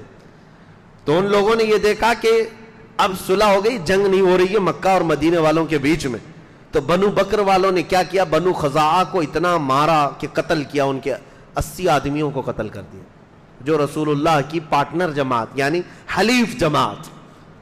اب بنو خزاعہ کے لوگ مکہ کے اطراف تھے, وہاں مارے جا رہے تھے, کیونکہ ایگریمنٹ میں ہی لکھا ہوا تھا صلح حدیبیہ میں, جو ہماری پارٹنر جماعتیں ہوں گی ان کے ساتھ بھی تم چھیڑ چھاڑ نہیں کرو گے, اور تمہاری پارٹنر جماعتیں جتنی ہوگی ان کے ساتھ بھی ہم نہیں چھیڑیں گے, جنگ نہیں کریں.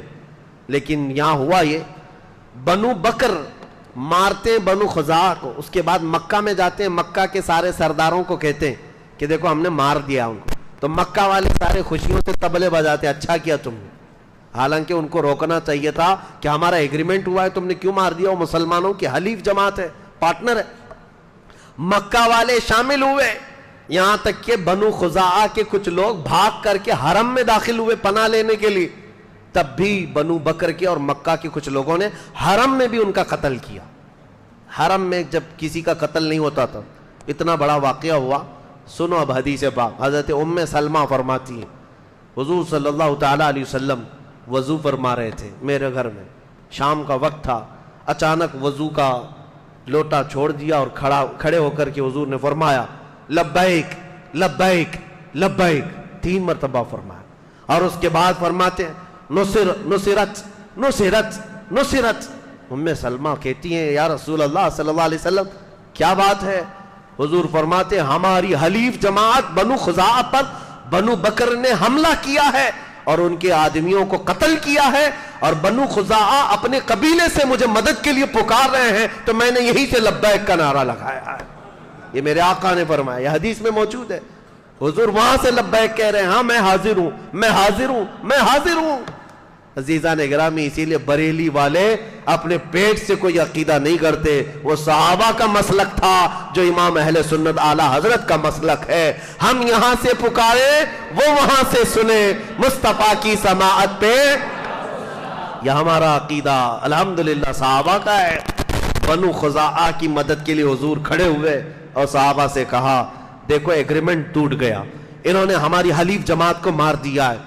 اب ہوا یہ کہ صحابہ اکرام میں بھی جوش تھا, حضور نے سب کو تیار کیا, کہا کہ اب انتقام لینا ہوگا کیونکہ ہماری پارٹنر جماعت ہے, کل کو کیا ہوگا, وہ کہیں گے کہ مسلمانوں کے ساتھ ہونے کا کوئی فائدہ نہیں. حضور صلی اللہ تعالیٰ علیہ وسلم نے جیسے ہی اعلان فرمایا, صحابہ جمع ہو گئے, کتنے 10,000 کی تعداد میں.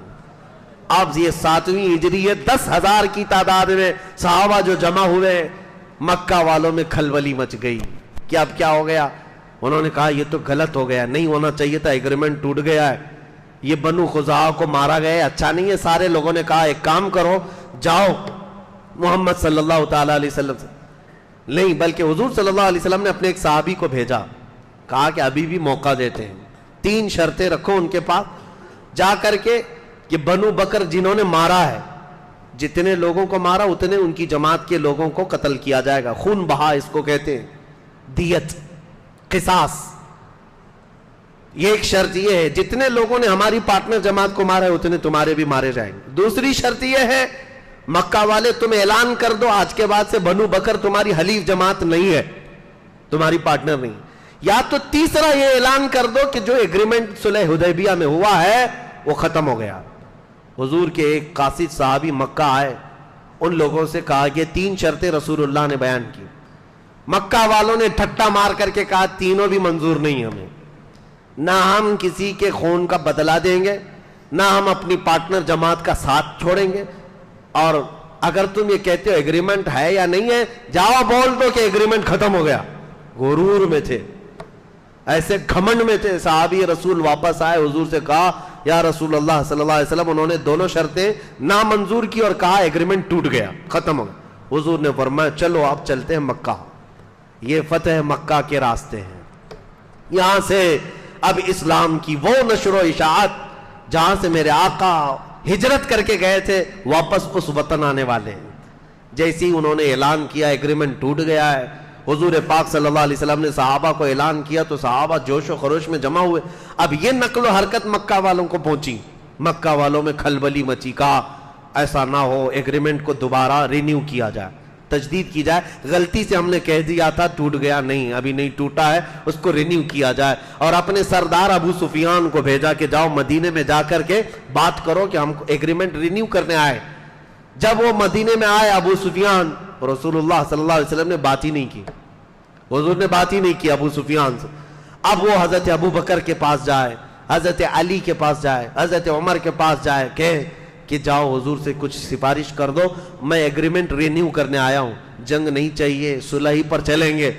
کسی صحابی نے اس کو منہ نہیں لگایا, یہاں تک کہ تنگ آ کر ابو سفیان اپنی بیٹی کے گھر آئے.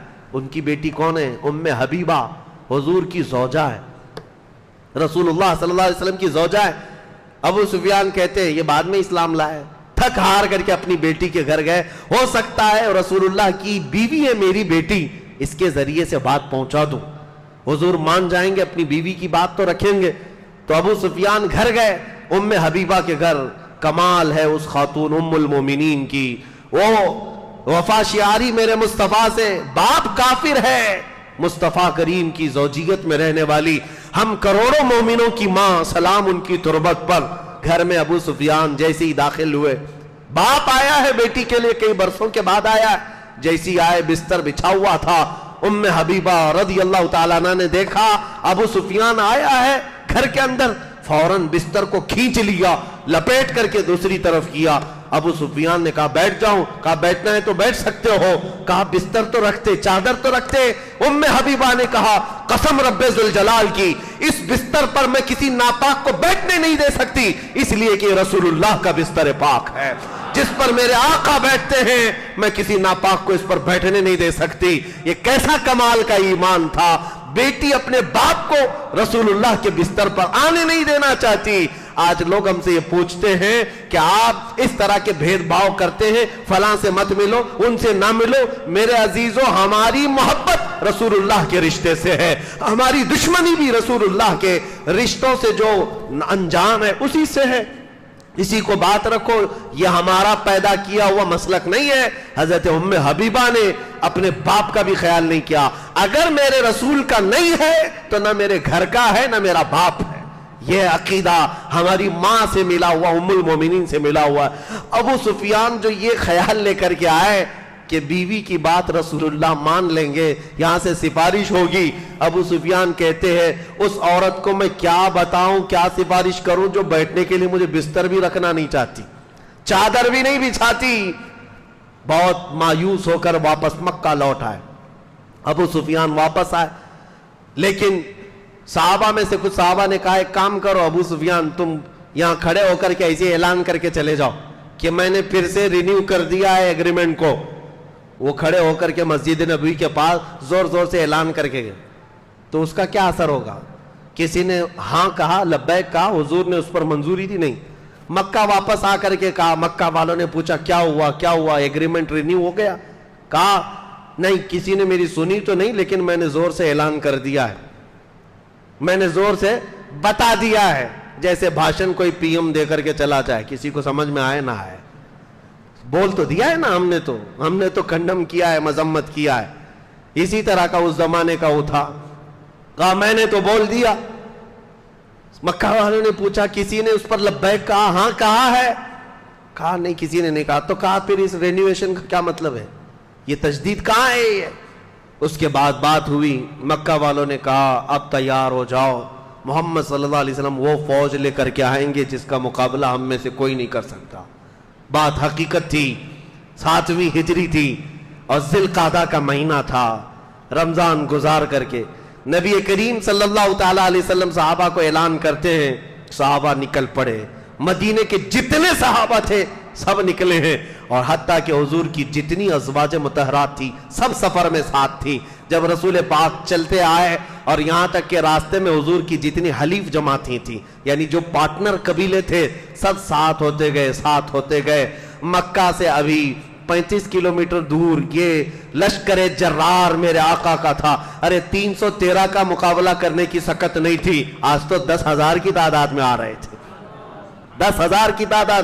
جب حضور صلی اللہ تعالیٰ علیہ وسلم صلح کر رہے تھے 1 سال پہلے, حضرت عمر بڑے بے قرار تھے, بہت بے قرار تھے. وہ کہہ رہے تھے ہم کیوں دب کر صلح کر رہے ہیں, ان سے جنگ کریں گے, ان کو ماریں گے. حضور یہی فرما رہے تھے, اے عمر میری آنکھیں جو دیکھ رہی وہ تم نہیں دیکھ سکتے. میرے مصطفیٰ سال بھر پہلے وہی دیکھ رہے تھے کہ اللہ تعالیٰ اس شان کے ساتھ مکہ میں داخل کرے گا.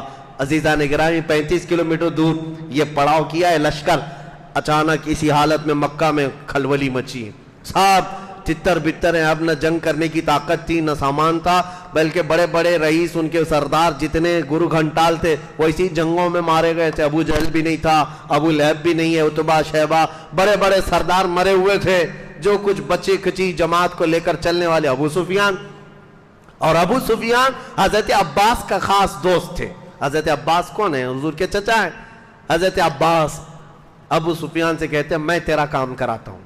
مکہ میں ابو سفیان کو ساتھ لیے اور کہا حضور صلی اللہ علیہ وسلم ابھی مکہ آئے نہیں, 35 کلومیٹر دور ہے. حضرت عباس رات کے وقت ابو سفیان کو اپنی اونٹنی پر بٹھا کر لے آئے. چل رسول اللہ کے پاس تجھے سامنے کر دیتا ہوں, جتنا کیا گیا ہے سب ہے وہ معاف کر دیں گے. ابو سفیان جنگ بدر میں سامنے ہے, احد میں سامنے ہے, خندق میں سامنے ہے, ہر جنگ میں حضور کے سامنے ہے. ابو سفیان خالی جنگ کرنے والے نہیں بلکہ سب کو ابھارنے والے. اور اس شخص کو پکڑ کر حضرت عباس لے آ رہے ہیں اور یہ کہتے ہوئے مجھے یقین ہے محمد عربی پر, چلو چلتے. ابو سفیان ساتھ آ گئے. رات کا وقت تھا, قافلہ پڑاؤ کیا ہے رسول اللہ کا, دوسرے دن مکہ میں داخل ہونے والے. حضرت عباس جیسے ہی آ رہے تھے, کیونکہ وہ اسلام لائے ہوئے تھے, آ رہے تھے ابو سفیان کو لے کر کے حضور کے خیمے پہنچنے والے تھے, اس سے پہلی حضرت عمر کی نظر پڑ گئی. بچ بچا کر کے تو آئے تھے, حضرت عمر دیکھ لی خیمے سے باہر آئے, جلال کے ساتھ ایک ایسا اعلان کیا کہ پورے خیمے میں لوگوں کی نیند اڑ گئی. کہا کہ یہ کافر کو کہاں سے لایا گیا ہے, اس عظیم دشمن رسول کو کہاں سے لایا گیا ہے. حضرت عباس نے کہا جلدی چلو رسول اللہ کے خیمے میں داخل ہوتا, نہیں تو عمر چھوڑے گا نہیں. حضور صلی اللہ تعالیٰ علیہ وسلم کے خیمے میں داخل ہو گئے. ابھی یہ لوگ گئے ہی تھے کہ حضرت عمر پیچھے سے آ گئے. کہا یا رسول اللہ اس شخص کا کیا کرنا ہے, آج آخری وقت ہے, آپ بتا دیں میں تلوار لے کر کے آیا ہوں, اب ابو سفیان دوبارہ مکہ نہیں جائے گا. حضور صلی اللہ تعالیٰ علیہ وسلم نے کہا عمر تلوار نیچے رکھو, تلوار نیچے کرو. تھوڑی دیر رکا, حضرت عباس سے پوچھا کس لیے آئے. کہا یا رسول اللہ ابو سفیان صرف امن کی آپ سے خیرات لینے آیا ہے کہ آپ امان دے دیں, کل آپ داخل ہونے والے مکہ میں ابو سفیان کے ساتھ کچھ نہیں ہوگا. حضور صلی اللہ تعالیٰ علیہ وسلم نے یہ بھی نہیں فرمایا کہ تو کلمہ پڑھ رہا ہے نہیں پڑھ رہا ہے, کچھ نہیں کہا. حضرت عباس نے کہا ٹھیک ہے, ابو سفیان کو میں نے امان دے دیا اور پچھلا جو کچھ کیا تھا اس کو بھلا دیا گیا. ایک جملے میں میرے مصطفیٰ نے بڑی بڑی جنگوں میں مقابل میں آنے والے کو معاف کر دی. اسی لیے تو میرے عزیزوں, ہم 1000 گناہوں کا بوجھ لیے ہوئے بھی اگر کوئی امید رکھتے ہیں تو اس تاجدار مدینہ سے رکھتے ہیں جس کا دربار کھلا ہے. شاعر نے سچ کہا ہے, نہ کوئی عمل ہے سنانے کے قابل, نہ منہ ہے تمہارے دکھانے کے قابل, لگاتے ہیں اس کو بھی سینے سے آقا جو ہوتا نہیں منہ لگانے کے قابل. میرے آقا صلی اللہ تعالیٰ علیہ وسلم کے دربار میں اسی لیے ہم پہنچتے ہیں. بریلی والے امام کی سنو، یوں ہی نہیں پکار کر کہا تھا پھر کے گلی گلی تباہ، ٹھوکریں سب کی کھائی کیوں، دل کو جو عقل دے خدا تیری گلی سے جائے کیوں. حضور پاک صلی اللہ علیہ وسلم نے ابو سفیان کو معاف کیا اور کہا جاؤ کل کے دن دوپہر میں فلاں پہاڑی کے اوپر تم کھڑے رہنا. حضور چاہتے تھے کہ ابو سفیان کو دکھایا جائے لشکر اسلام کیسے مکہ میں داخل ہو رہا ہے. ابو سفیان ایمان لائے ہوئے نہیں، اسلام قبول کیے ہوئے نہیں. دوسرا دن تھا، 20 رمضان کی تاریخ ہے، جمعہ کا دن ہے. اللہ اکبر، رمضان المبارک کا مہینہ ہے. صحابہ اکرام نے، حضور نے کئی جماعتوں میں صحابہ کو تقسیم کیا تھا. سب سے آگے اس 10,000 فوج کی جماعت میں سب سے آگے بندہ جو جھنڈا لے کر چل رہا تھا وہ صحابہ میں کوئی بہت بڑے صحابی جلیل نہیں، حضرت ابوبکر، حضرت عمر، حضرت عثمان، حضرت علی نہیں، یہ خلفاء اجلہ صحابہ میں سے جو جلیل القدر نہیں. حضور نے اس فوج کے مقدمے میں سب سے آگے جھنڈا دے کر جس کو رکھا تھا وہ بلال حبشی تھے، حضرت بلال حبشی تھے. حضور صلی اللہ تعالیٰ علیہ وسلم نے ان کو آگے رکھا تھا. مکہ والے یہ منظر دیکھیں جس بلال کے پیروں میں رسیاں ڈال کر تم کھینچتے تھے اور گرم ریت پر لٹا کر اس بلال کے جسم کو تم نے گلا دیا تھا، چربی نکل جاتی تھی، اس بلال کو تم مارتے تھے. آج وہ بلال جھنڈا اٹھائے ہوئے خانہ کعبہ کی طرف رواں دواں ہے، بڑھتا چلا آ رہا ہے. اور ایسے یہ چوک در چوک فوج داخل ہونے لگی. اللہ اکبر، قرآن پاک میں اس کا ذکر آیا ہے. اللہ تعالیٰ نے قرآن میں فرمایا ہے، حضور صلی اللہ تعالیٰ علیہ وسلم پر یہ آیتیں نازل ہوئی ہیں کہ لقد صدق اللہ رسولہ الرؤیا بالحق لتدخلن المسجد الحرام ان شاء اللہ آمنین محلقین رؤوسکم ومقصرین لا تخافون. اے محبوب، اللہ نے آپ کے خواب کو پورا کر دیا. آپ کی یہ پوری جماعت کے ساتھ آپ امن کے ساتھ مکہ میں داخل ہو رہے ہیں بغیر کسی خوف کے. حضور صلی اللہ تعالیٰ علیہ وسلم جس جماعت میں تھے صحابہ کی، وہ سب سے اخیر میں تھی. حضور ملاحظہ کر رہے تھے، صحابہ کو جانے دے رہے تھے. صحابہ آگے بڑھتے جا رہے ہیں، وطن عزیز میں آئے ہیں، چھوڑے ہوئے وطن میں آئے ہیں جہاں جائیدادیں تھی، جہاں بیوی بچے رہے، جہاں بچپنا گزرا، جہاں سب چھوڑ کر صحابہ گئے تھے. پورے 7 سال کے بعد مکہ واپس آ رہے. صحابہ کوئی مٹی اٹھاتا مکہ کی اور اپنے سروں پر ڈال دیتے، دیواروں کو بوسے لیتے، جگہ جگہ رک کر کے گھروں کو چوم لیتے تھے. یہ ہمارا وہ وطن عزیز مکہ ہے. حضور صلی اللہ تعالیٰ علیہ وسلم داخل ہوئے مکہ مکرمہ میں، سیدھے حرم کعبہ میں تشریف لائے. میرے عزیزو، یہ بتانا اس لیے ضروری ہے کہ اسلام کی تاریخ میں فتح مکہ وہ دن ہے آج تک کے کافر اس فتح مکہ کو برداشت نہیں کر پاتے ہیں، کیونکہ میرے آقا جیسے ہی آئے حضور کے ہاتھ میں عصا مبارک تھا. آپ اپنے عصا مبارک کے ساتھ چلتے ہوئے آئے. آپ کے ساتھ سیدنا ابوبکر صدیق تھے، حضرت علی کرم اللہ وجہہ الکریم تھے. دونوں صحابہ کو حضور پکڑے ہوئے سب سے پہلے حرم کعبہ میں آئے، خانہ کعبہ کے پاس آئے. ایک واقعہ میں بتا دوں، ہجرت سے پہلے خانہ کعبہ کی چابی عثمان بن شیبہ ایک شخص تھے، حضرت عثمان غنی نہیں ہے، دوسرے عثمان ہیں، ان کے پاس رہتی تھی. حضور نے ایک دن ان سے کہا، عثمان بن شیبہ چابی دے دو، مجھے اندر جانا ہے. کہا تم جیسے دین چھوڑے ہوئے آدمی کو میں چابی نہیں دوں گا، تم خانہ کعبہ میں نہیں جا سکتے. حضور کو انہوں نے منع کر دیا تھا، چابی دینے سے منع کیا، خانہ کعبہ کا دروازہ کھولنے سے منع کیا. حضور نے ان سے کہا، اے ابن شیبہ انتظار کر، ایک وقت آئے گا یہ چابی میرے ہاتھ میں ہوگی اور میں جسے چاہوں گا چابی دوں گا. عثمان بن شیبہ کہتے ہیں آج یہ اتنا مارے جاتے ہیں، 40 لوگ نہیں ہیں. اور اس کے بعد جب یہ ہجرت کر کے گئے تھے تو عثمان بن شیبہ کہتے ہیں مجھے تو لگا تھا انہوں نے ایسی ہوا میں بات کر دی ہوگی، لیکن جب فتح مکہ کے دن واپس آئے تو پھر احساس ہو گیا محمد عربی کی زبان سے نکلی ہوئی بات ٹل نہیں سکتی ہے، جو کہتے ہیں وہ ہو کر رہتا ہے. اب 10,000 صحابہ کے بیچ میں حضور خانہ کعبہ کے سامنے گئے اور پکار کر کہا، عثمان بن شیبہ کہاں ہے؟ چابی لے کر کے حاضر ہوئے. ایمان لائے ہوئے نہیں ہے، کافروں کی جماعت میں ہے. چابی تھی، کہا چابی لاؤ. مقابلہ کرنے کی جو طاقت نہیں، سکت نہیں، چابی لا کر حضور کے ہاتھ میں دے دیا، حضور نے اپنے ہاتھوں سے خانہ کعبہ کو کھولا۔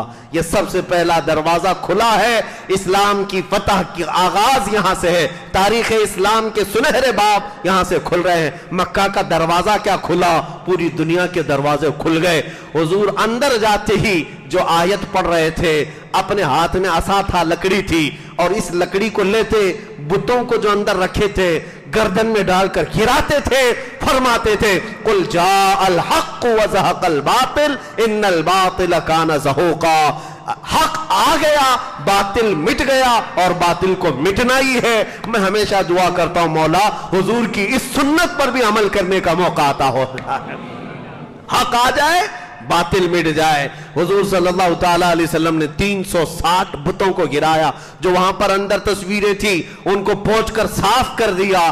جب پورا خانہ کعبہ ان آلائشوں سے پاک ہوا، باہر تشریف لائے اور بلال سے کہا بلال جاؤ خانے کی چھت پر، خانہ کعبہ کی چھت پر آج اذان دے دو۔ یہاں پہلی اذان ہونے والی ہے، مکہ میں پہلی اذان ہے حرم کعبہ سے۔ حضرت بلال حبشی جوش محبت میں چڑھتے چلے گئے، رسی ڈالی، خانہ کعبہ کی چھت کافی اونچی تھی، چڑھ گئے۔ بعض بزرگوں نے فرمایا حضرت بلال کو یہ خیال ہی نہیں تھا، خانہ کعبہ کی چھت پر تو بڑے محبت میں چڑھ گئے، کیونکہ وہ جب مسجد نبوی سے اذان دیتے تھے تو خانہ کعبہ کی طرف منہ کر کے دیتے تھے۔ ہر مؤذن آج بھی کہاں منہ کر کے اذان دیتا ہے؟ قبلے کی طرف منہ کر کے دیتا ہے۔ حضرت بلال چھت پر چڑھ گئے، پھر سوچنے لگے اب منہ کس طرف کروں، کعبہ تو نیچے آ گیا ہے، میں تو چھت پر ہوں، کدھر منہ کر کے اذان دوں؟ حضور کی طرف دیکھنے لگے، میرے آقا نے فرمایا بلال میری طرف دیکھ کر کے اذان دو۔ اسی کو بریلی کا امام کہتا ہے حاجیو آؤ شہنشاہ کا روزہ دیکھو، کعبہ تو دیکھ چکے کعبے کا کعبہ دیکھو۔ اور کعبہ کیا کہتا ہے؟ بریلی کے امام کہتے ہیں غور سے سن تو رضا، کعبے سے آتی ہے صدا، میری آنکھوں سے میرے پیارے کا روزہ دیکھو۔ عزیزان گرامی وقار، یہ پہلی اذان ہے، بلال حبشی نے اذان دی۔ مکہ میں جتنے لوگ تھے سب پکڑ کر کے لائے ہوئے تھے، جو بڑے دنوں سے جنگ لڑتے تھے، بدر میں گئے ہوئے، احد میں گئے ہوئے، خندق میں گئے ہوئے، خیبر میں آئے ہوئے کئی لوگ تھے وہاں پر، سب کو پکڑ کر کے لایا گیا تھا، اور سب مجرم تھے، قیدی تھے آج کے، اور صحابہ نعرہ کیا لگا رہے تھے؟ الیوم یوم الملحمہ، آج تو گوشت چھتڑے اڑانے کا دن ہے، یہ جتنے مارے تھے سب کا بدلہ لیا جائے گا۔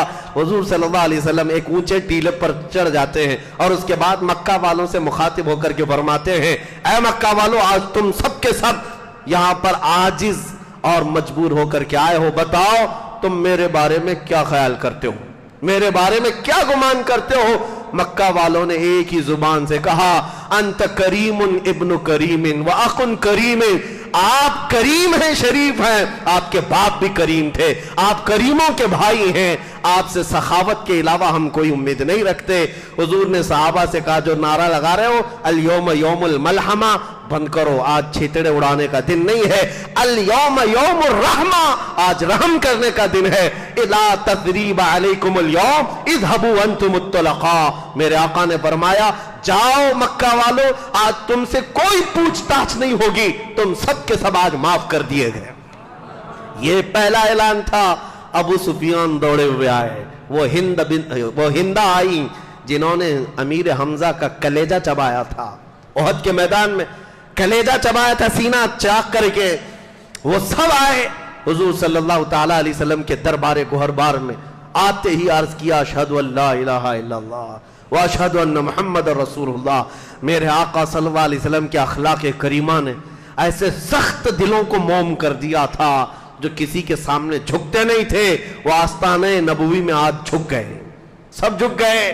یہاں تک کہ صفوان ایک شخص ہے، بہت سخت دشمنی، جس کے باپ کا قتل ہو گیا تھا بدر میں، وہ حضرت عمیر بن وہب، ایک صحابی حضرت عمیر بن وہب جن کے بیٹے کو حضور کے پاس قیدی بنایا گیا تھا، اور وہ قتل کرنے کے لیے مدینے آئے تھے حضور کا، تلوار کو زہر میں بجھا کر۔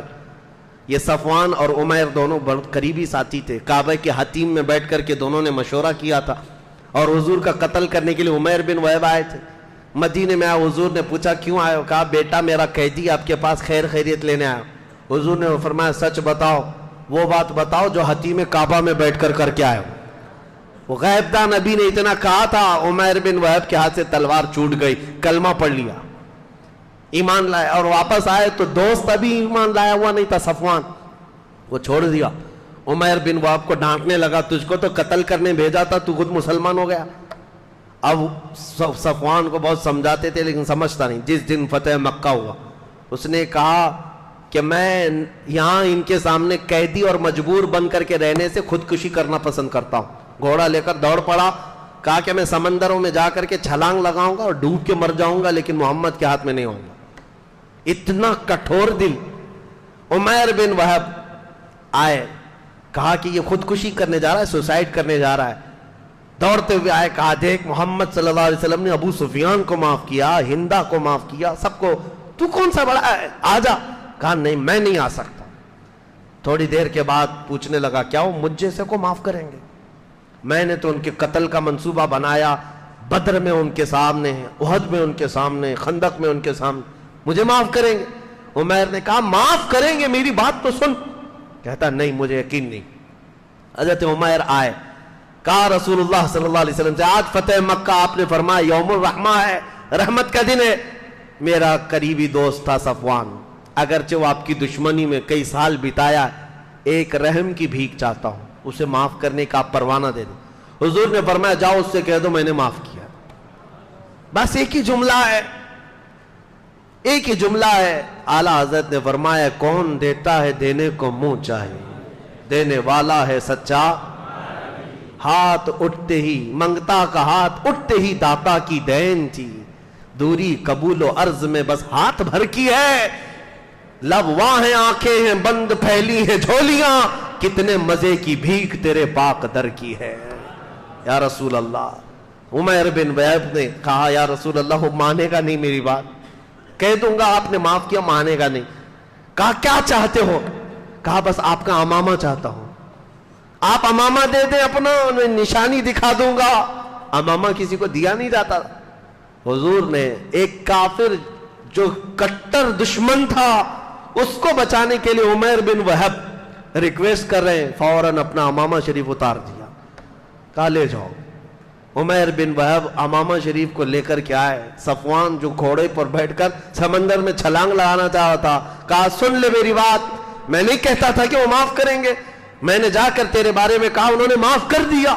کہا کیا بات ہے، کیا ثبوت ہے تمہارے پاس؟ نکال کر کے دکھایا وہ امامہ مبارکہ رسول اللہ کا جو آپ کے سر پر سجا ہوا تھا۔ صفوان سے کہا کہ یہ دیکھ انہوں نے نشانی کے لیے امامہ بھیجا۔ صفوان کا دل موم ہو گیا، کہا میں نے ایسا انسان ہی نہیں دیکھا دنیا میں، میں نے ایسا انسان ہی نہیں دیکھا۔ امامہ مبارکہ کی خوشبو کیا گئی اس کے سینے میں، دوڑتا بھاگتا ہوا واپس آیا، جو سوسائیڈ کرنے کے لیے گیا تھا واپس دوڑتا ہوا آیا، حضور کے قدموں میں گر گیا۔ اور اس کے بعد بعض روایتوں میں کہا گیا ہے وہ کہتا تھا کہ آپ کے بار میں تو جان بچانے کے لیے گیا تھا، اب اگر یہ مار بھی دے تو مجھے پرواہ نہیں، اس لیے کہ میرا دل ان کے قدموں میں گر گیا ہے، اب قتل بھی ہو جاؤں ان کے ہاتھ سے تو کوئی پرواہ نہیں، خوشی سے مر جاؤں گا۔ عزیزان گرامی وقار، اسلام کی اسٹیبلشمنٹ میں میرے آقا کے حکیمانہ افعال کو اگر میں ذکر کروں راتیں گزر جائیں گی، اتنا آسان نہیں تھا۔ فتح مکہ کے بعد کیا رسول کریم صلی اللہ تعالی علیہ وسلم اس دن عمرہ فرماتے، عمرہ کے بعد فوراً آپ مدینہ طیبہ کے لیے رخصت ہو رہے تھے تو یہ اعلان فرمایا تھا، اے مکہ میں تجھ سے بے حد محبت کرتا ہوں، کاش مکہ والوں نے مجھے نہ نکالا ہوتا تو میں زندگی بھر کبھی مکہ چھوڑ کر نہ جاتا۔ مکہ سے حضور صلی اللہ تعالی علیہ وسلم رخصت ہوئے، واپس مدینے آئے، یہ 7 ہجری کی بات تھی۔ اس کے بعد کچھ بڑی جنگیں ہوئی ہیں، دوسرے لوگوں سے جنگ حنین ہوئی ہے، جنگ تبوک ہوئی ہے، اور اس کے بعد 10ویں ہجری تھی۔ 10ویں ہجری کا پھر رمضان کے بعد ذی القعدہ 26 ذی القعدہ حضور صلی اللہ تعالی علیہ وسلم کا ارادہ ہوا کہ اس سال حج کرنا ہے۔ یہ حضور کا آخری حج بھی ہے، پہلا حج بھی، یعنی ہجرت کے بعد۔ اس سے 1 سال پہلے حضرت ابوبکر حضرت علی کو حج کے لیے قافلے میں امیر بنا کر کے بھیجا تھا حضور نے، انہوں نے آ کر اعلان کر دیا تھا آج کے بعد سے کوئی مشرک مکہ میں داخل نہیں ہوگا۔ وہ حضرت ابوبکر حضرت علی کے اعلان کے بعد سے آج تک اسی بات پر عمل کیا جاتا ہے، حدود مکہ میں کسی غیر مسلم کو داخل ہونے کی اجازت نہیں۔ 10ویں ہجری تھی، حضور نے جیسے ہی اعلان فرمایا کہ اس سال حج کے لیے جانا ہے، خبر ایسی پھیل گئی، پورے عرب کے قبیلے جتنے مسلمان ہوئے تھے جوق در جوق قافلوں میں شریک ہونے لگ گئے، مدینے آ گئے۔ مدینے آئے اور حضور صلی اللہ تعالیٰ علیہ وسلم نے ابیار علی سے اپنا احرام باندھا، جس کو آج مسجد علی کہتے ہیں، وہاں سے احرام باندھا۔ یہ 26 ذی القعدہ کا دن تھا اور یہاں سے چلتے ہوئے حضور صلی اللہ تعالیٰ علیہ وسلم 4 ذی الحجہ کو مکہ مکرمہ میں داخل ہوئے، غسل فرمایا۔ حضور نے قران کا احرام باندھا تھا، عمرہ اور حج دونوں ملا کر کے۔ اس وقت مکہ پہنچنے تک صحابہ کی جو جماعت بڑھتی گئی وہ تقریباً 1,20,000 کی تعداد تھی۔ 1,20,000 کے قریب صحابہ سب جمع ہوئے، حضور کے ساتھ حج کرنا ہے، کون نہیں کرتا، سب جمع ہو گئے تھے۔ ساری ازواج مطہرات بھی حضور کے ساتھ تھیں۔ عمرہ کرنے کے بعد نبی کریم صلی اللہ تعالیٰ علیہ وسلم اب حج کے ارکان خود بنفس نفیس سکھا رہے تھے، سارے ارکان سکھا رہے تھے۔ طواف کس طرح کیا، حجر اسود کو کس طرح چوما، صفا مروہ پر کیا کیا دعائیں کی، صحابہ ایک ایک چیز نوٹ کرتے جا رہے تھے، کیونکہ یہ شریعت بننے والی ہے، قیامت تک آنے والوں کے لیے مشعل راہ ہے۔ ہر عمل کی حفاظت صحابہ کر رہے تھے۔ پھر 7 ذی الحجہ کو حضور صلی اللہ علیہ وسلم نے محرم یعنی حرم پاک میں خطبہ دیا، 8ویں ذی الحجہ کو مینا میں تشریف لائے، پورا دن قیام کیا، 9 ذی الحجہ کو عرفات میں آئے، عرفات کا میدان، حضور کا یہ آخری خطبہ ہے حجۃ الوداع، جو دستور حیات ہے سارے مسلمانوں کے لیے قیامت تک کے لیے۔ حضور نے وہاں پر جو خطبہ دیا تھا، یا ایھا الناس انا خلقناکم من ذکر و انثی وجعلناکم شعوبا وقبائل لتعارفوا، اے لوگو، اللہ تبارک و تعالیٰ نے ہمیں مذکر و مؤنث پیدا کیا، مرد اور عورت پیدا کیا، تمہارے درمیان قبیلے بنائے گئے تاکہ تمہاری تعریف ہو تم پہچانے جا سکو۔ یاد رکھو تم سب کے سب آدم کی اولاد ہو اور آدم کو مٹی سے بنایا گیا ہے۔ آج کے بعد نہ کسی گورے کو کالے پر فضیلت ہے، نہ کسی امیر کو غریب پر فضیلت ہے، اگر کسی کو فضیلت ہے تو صرف تقوی کی بنیاد پر ہے۔ اللہ کے نزدیک صرف وہی معزز و مکرم ہے۔ عورتوں کے حقوق کے لیے حضور صلی اللہ علیہ وسلم نے فرمایا ان کے ساتھ بدسلوکی کرنے سے ڈرو، ان کے ساتھ برا سلوک کرنے سے ڈرو۔ باندیوں کے حقوق بتائے، مزدوروں کے حقوق بتائے، پڑوسیوں کے متعلق بتایا، اور پھر اخیر میں فرمایا تم میں سے جو حاضر ہے وہ غائب تک میرے پیغام کو پہنچا دو۔ اس خطبے کے بعد حضور نے ایک جملہ فرمایا، میں نے جو کچھ بھی کہا ہے اس کو محفوظ رکھ لو، ہو سکتا ہے آج کے بعد اس جگہ پر میں دوبارہ تم سے ملاقات نہ کر سکوں۔ اور پھر وہ آخری آیت قرآن کی، 23 سال سے قرآن نازل ہو رہا تھا، آیت نازل ہوئی، الیوم اکملت لکم دینکم واتممت علیکم نعمتی ورضیت لکم الاسلام دینا۔ اللہ نے فرمایا 6 پارے کی آیت ہے، آج کے دن تمہارا دین مکمل ہو گیا۔ اللہ فرماتا ہے میں نے اپنی تمام نعمتیں مکمل تم کو دے دی اور تمہیں اسلام دے کر میں راضی ہوا۔ قرآن کی آخری آیت تھی۔ حضور نے فرمایا قرآن کے نازل ہونے کا سلسلہ بند ہو گیا، اب میرے بعد کوئی نبی نہیں آنے والا ہے۔ صحابہ خوش ہو گئے، قرآن کمپلیٹ، دین کمپلیٹ، نظام کمپلیٹ۔ کسی دین میں ایسی بات آئی نہیں تھی۔ یہودی کہتے ایسی آیت ہمارے اندر نازل ہوتی تو ہم ہر سال عید مناتے۔ صحابہ تو خوش تھے، دین کمپلیٹ ہو گیا، لیکن ایک کونے میں بیٹھے ہوئے ابو بکر صدیق کو روتے ہوئے صحابہ نے دیکھا، غم کے آنسو تھے۔ صحابہ قریب گئے، کہا آج خوشی کا دن ہے، یہ عرفات کا دن ہے اور آخری آیت نازل ہوئی، قرآن کمپلیٹ ہو گیا ہے، اللہ کی کتاب مکمل ہو گئی، رونے کا سبب کیا ہے؟ حضرت ابو بکر کہتے ہیں اے صحابہ تم میں سے کسی کو شاید یہ نہ معلوم ہو، آخری آیت اترنے کا مطلب دین تو کمپلیٹ ہو گیا، لیکن اس کا دوسرا معنی یہ ہے اب ہمارے مصطفیٰ کریم اب ہمارے درمیان زیادہ دن تک نہیں رہیں گے، زیادہ دن تک نہیں رہیں گے۔ وجہ یہ ہے کہ وہ اللہ کے رسول دین پہنچانے آ گئے تھے، دین مکمل ہو گیا تو اب وہ رسول ہمارے درمیان نہ رہیں گے۔ صحابہ میں سب سے پہلے سمجھنے والے اس بات کو صدیق اکبر تھے۔ واپس حضور یعنی ذی الحجہ میں ہی 14 یا 15 ذی الحجہ کو حضور صلی اللہ تعالی وسلم رخصت ہو گئے، مکہ مکرمہ سے مدینہ طیبہ تشریف لائے۔ یہ حضور صلی اللہ تعالی علیہ وسلم کا آخری حج تھا۔ یہاں پر حضرت हुजूर अकरम सल्लल्लाहु अलैहि वसल्लम मदीने तशरीफ लाए, मामूल के मुताबिक बात चल रही थी, मुहर्रम का महीना गुजरने को था। सफर आते ही हुजूर सल्लल्लाहु अलैहि वसल्लम की तबीयत अलील हुई। ये सफर का महीना था, तबीयत अलील हुई। नबी पाक सल्लल्लाहु अलैहि वसल्लम एक दिन मस्जिद नबवी में तशरीफ लाए और मिंबर पर खड़े होकर के खुतबा दिया। ऐ मेरे सहाबा, अल्लाह ने अपने एक बंदे को इख्तियार दिया है, चाहे तो वो दुनिया ले ले, चाहे तो अल्लाह के पास आ जाए, लेकिन उसके बंदे ने दुनिया छोड़ दी, अल्लाह के पास जाने को इख्तियार कर लिया है। सहाबा के सामने हुजूर ऐसी मिसालों में बहुत सारी बातें बताते थे। बंदे के तौर पर हजरत अबू बकर फूट फूट करके रोने लग गए। साहबा ने कहा, अबू बकर वो तो रसूलुल्लाह मिसाल दे रहे हैं, किसी बंदे को अल्लाह ने इख्तियार दिया है। हजरत अबू बकर कहते हैं, तुम नहीं समझते, वो बंदा कोई और नहीं, वो मोहम्मद रसूलुल्लाह है। अल्लाह ने उन्हें इख्तियार दिया है, चाहे तो दुनिया में रह जाएं या अल्लाह के पास जाएं। क्या तुम नहीं सुनते हो? रसूलुल्लाह ने वो इख्तियार कर लिया है कि वो अल्लाह के पास जाएंगे। अब यहां से हुजूर सल्लल्लाहु अलैहि वसल्लम की अलालत शुरू हुई, तबीयत खराब हुई, बीमारी बढ़ती गई, बुखार शिद्दत से आने लगा। पूरा सफर का महीना इसी तरह गुजरा। सफर का महीना खत्म होने के बाद कई निशानियां ऐसी हैं, हुजूर कभी तशरीफ लाते और कुछ अहम बातें बताते। अंसार सहाबा को जमा किया और ऐसी बातें की कि अंसार इतना रोए थे, उनकी दाढ़ियां भीग गई थी। अंसार कहते हैं, तुम मेरे लिए ऐसी ही हो जैसे पेट में मैदा होता है, मैदे के बगैर इंसान नहीं रहता, तुम मेरे लिए ऐसी हो। अंसार सुनो, दुनिया की कौमें बढ़ती जाएंगी, अंसार घटते जाएंगे, इतने रह जाएंगे जैसे आटे में नमक की तरह, लेकिन तुम पर बहुत बड़ी जिम्मेदारी है।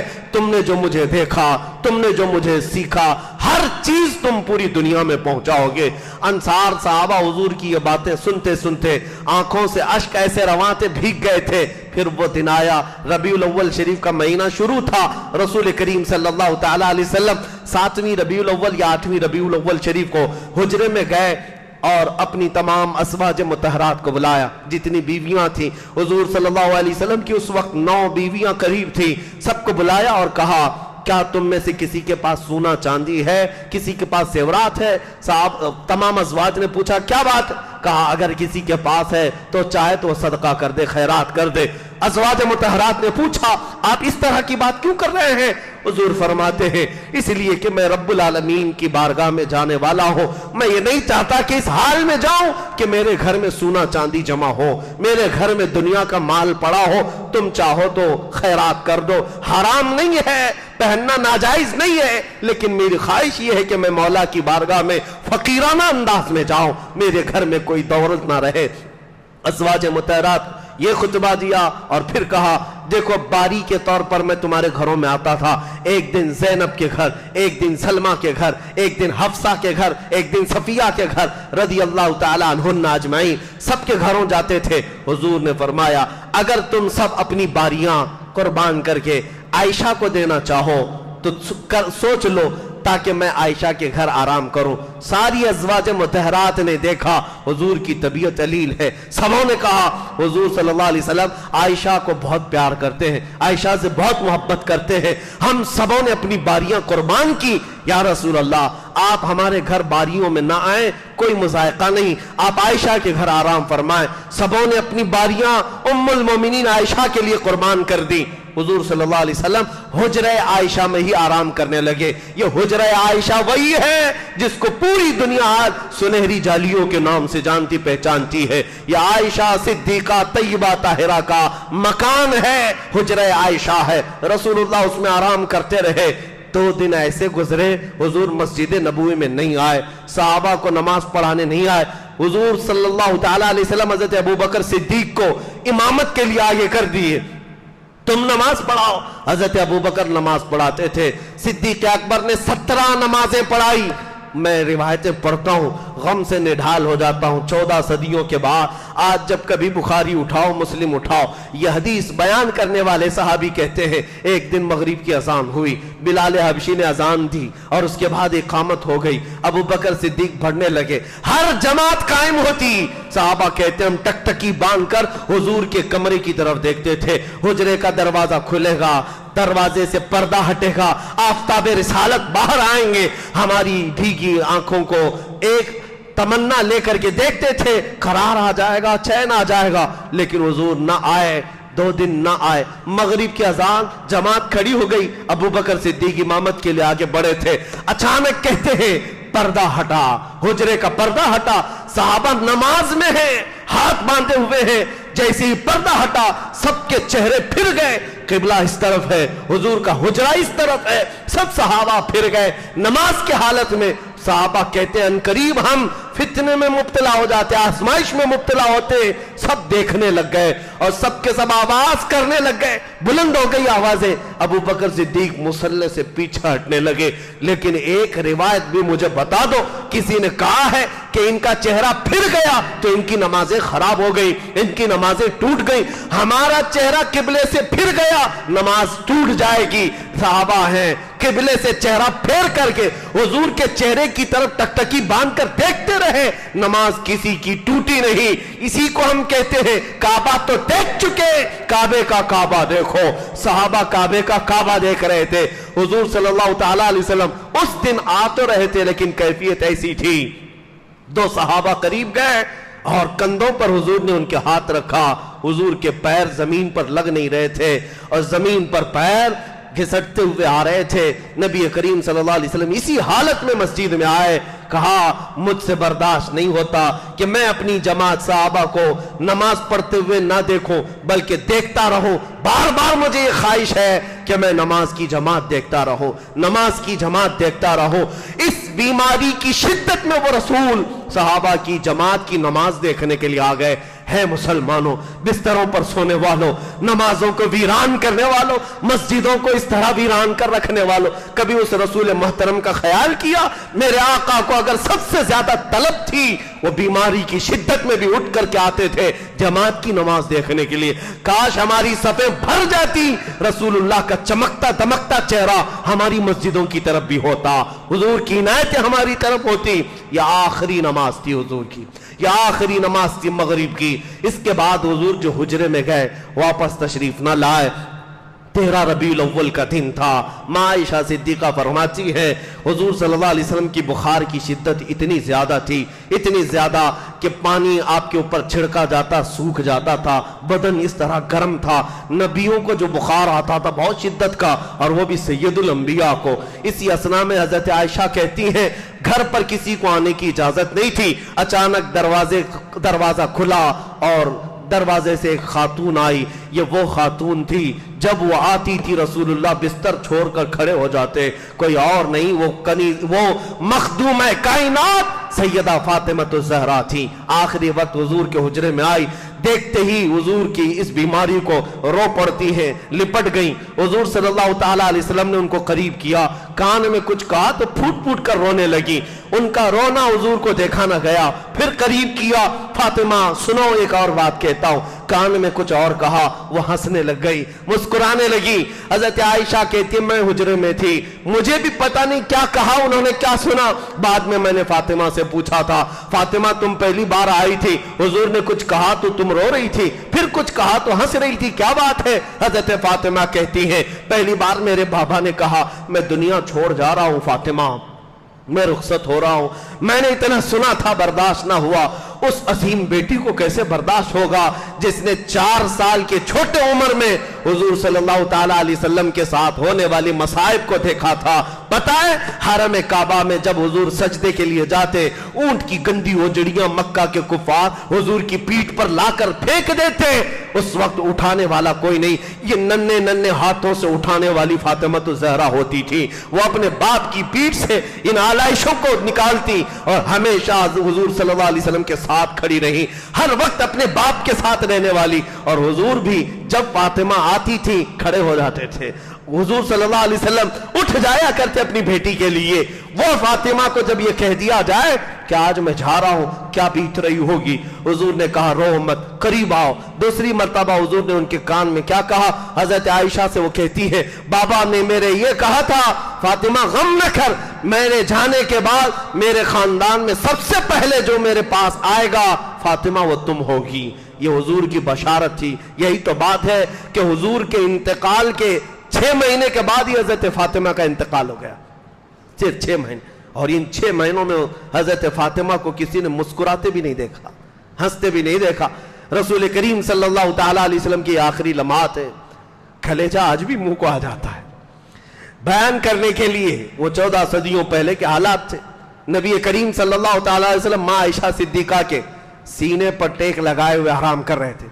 حضرت عائشہ کہتی ہیں آخری غذا جو حضور کے منہ میں گئی ہے وہ میں نے مسواک چبا کر کے حضور کو دیا تھا. حضور نے میرا چبایا ہوا مسواک اپنے منہ میں رکھ لیا. حضرت عائشہ کہتی ہے میرا لعاب تھا وہ حضور کے منہ مبارک میں آخری مرتبہ گیا. نبی کریم صلی اللہ تعالیٰ علیہ وسلم بار بار ایک جملہ کہہ رہے تھے نزع کی شدت بہت زیادہ ہے, سکرات کا وقت بہت بھاری ہے, بہت بھاری ہے. اور اسی اثنا میں ملک الموت داخل ہوئے. حضرت عائشہ سے حضور نے کہا عائشہ حجرے کے دروازے پر موت کا فرشتہ آیا, ملک الموت وہ اجازت لے رہا ہے اندر آنے کی, اور آج اس نے مجھ سے اجازت لی ہے, اس کے بعد اب وہ کسی سے اجازت لے کر نہیں آئے گا. اس کو اجازت دے دی رسول اللہ نے. حضور صلی اللہ تعالیٰ علیہ وسلم نے اجازت دینے کے بعد جو پہلا اس سے سوال کیا, کہا ملک الموت اسرائیل تم میری روح قبض کر کے رب العالمین کی بارگاہ میں لے جانے کی اجازت لینے آئے, اس سے پہلے یہ بتاؤ یہ نزع اور یہ سکرات کے درد کی جو شدت ہے کیا میری امت پر بھی آئے گی؟ جو نہ بھولا ہم غریبوں کو رضا, یاد اس کی اپنی عادت کیجیے. یہ وقت ایسا ہوتا ہے جب باپ بیٹے کو نہیں پہچانتا, اپنا نام لوگ بھول جاتے ہیں موت کے قریب, کوئی نہیں پہچانتا کسی کو, لیکن قربان جاؤ میرے مصطفیٰ کو.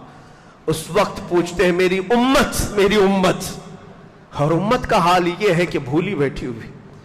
اس امت کے سامنے ہزاروں گالیاں دے دی اس رسول کو. امت کے کھڑے ہونے کا وقت کب آئے گا؟ امت کب بیدار ہوگی؟ جس رسول نے ہمیں آخری لمحات میں بھی نہیں فراموش کیا.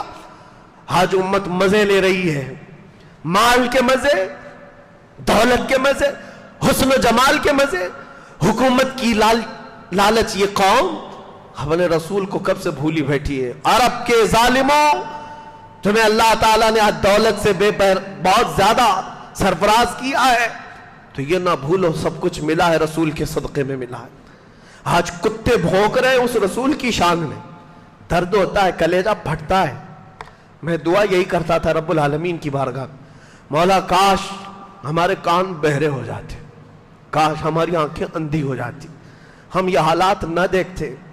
قسم رب ذوالجلال کی مولا میری ماں کو کوئی 1000 گالیاں دے دے, میرے باپ کو کوئی 1000 گالیاں دے دے, برداشت ہوگا, ہم انسان ہیں. لیکن ہماری جانوں سے زیادہ ہم پیار کرتے ہیں اپنے مصطفیٰ کریم سے. ان کی گالیاں سنتے ہیں اور وہ بھی اپنے اسی ملک میں سنتے ہیں. ان ظالم کتوں کے ساتھ ہمیں کھڑے ہونے کی تک سخت نہیں ہے. اسی لیے ہم بے قرار ہو کر, بے چین ہو کر کبھی یہ چلانے لگ گئے تھے کہ آ جاؤ ظالموں ہم آگ میں کودنے کو بھی تیار ہیں. یہ یوں ہی نہیں تھا کہ ہمارا سینہ جلتا ہے, ہمارے کلیجہ پھٹتا ہے. ان کتوں کو کیا خبر کہ ہم اپنے نبی سے کس قدر محبت کرتے ہیں اور ہمارا نبی ہم سے کتنی محبت کرتا ہے. وہ رسول یہ کہتے تھے میری امت کے تلووں میں کانٹا بھی چبھ جائے تو اس کا درد مجھے ہوتا ہے. اس لیے ہم پیار کرتے ہیں اس رسول سے.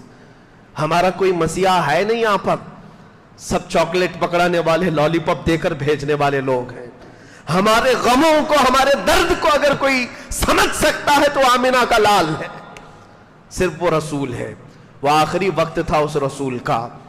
سیدہ عائشہ کہتی ہے میں باتیں کرتی ہوئی بیٹھی تھی, ملک الموت آئے اور رسول کریم صلی اللہ تعالیٰ علیہ وسلم کی روح پاک کو قبض کر کے رب العالمین کی طرف وہ لے جانے والے تھے. اس وقت اللہ کے رسول کی زبان پر یہ جملے تھے الرفیق الاعلیٰ, الرفیق الاعلیٰ, سب سے اچھا دوست اللہ ہے, سب سے اچھا دوست اللہ ہے.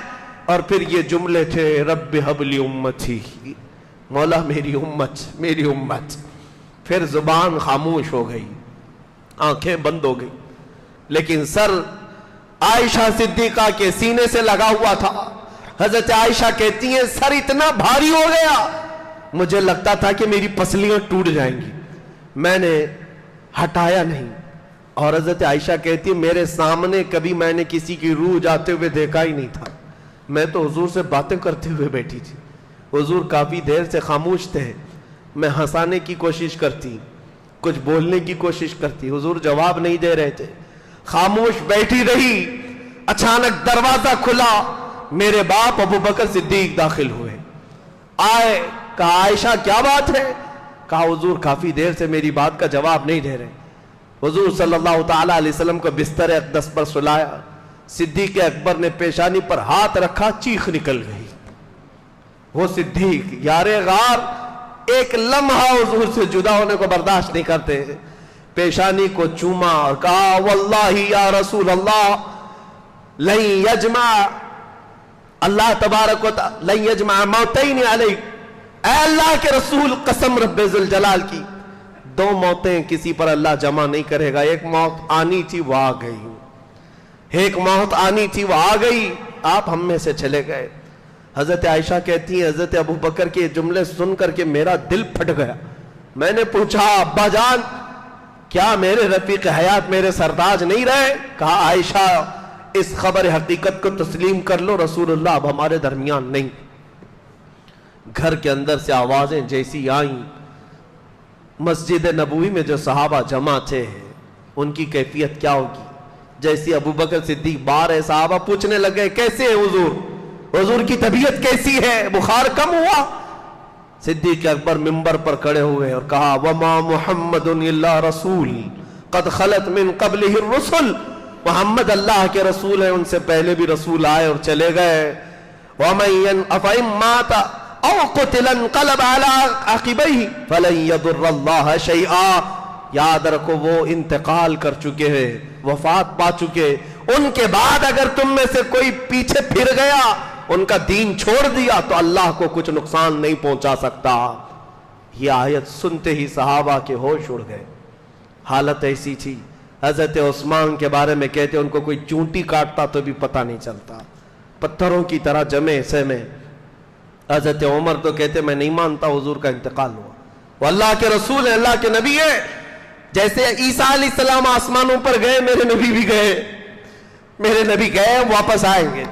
اور ان کا اپنا یہ فرط محبت میں تھا، تلوار اٹھا کر مدینے میں گھومتے تھے، خبردار اگر کسی نے کہہ دیا محمد صلی اللہ علیہ وسلم کا انتقال ہوا میں گردن مار دوں گا، میرے رسول واپس آئیں گے۔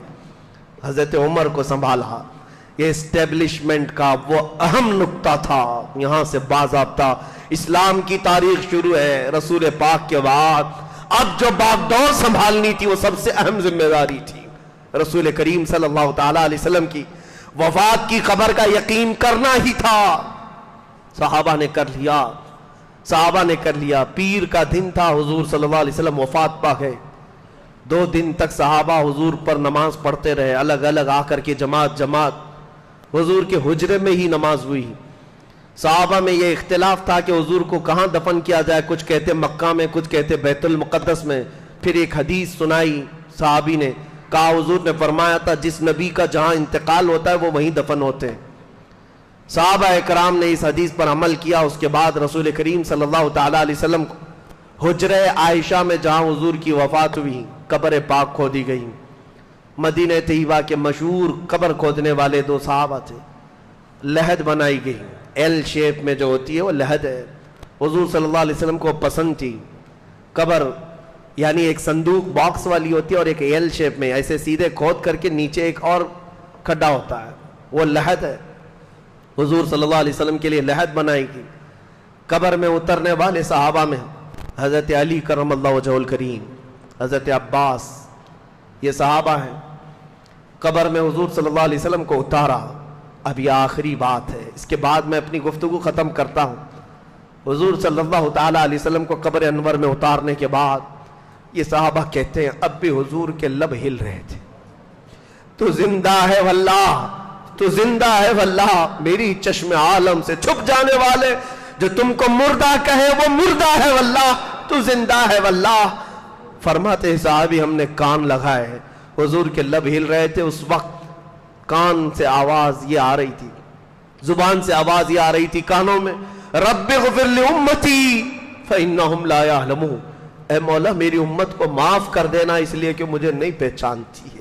اس کے بعد حضور کی قبر بند کر دی گئی، مجھے آج بھی وہ جملے یاد آتے ہیں.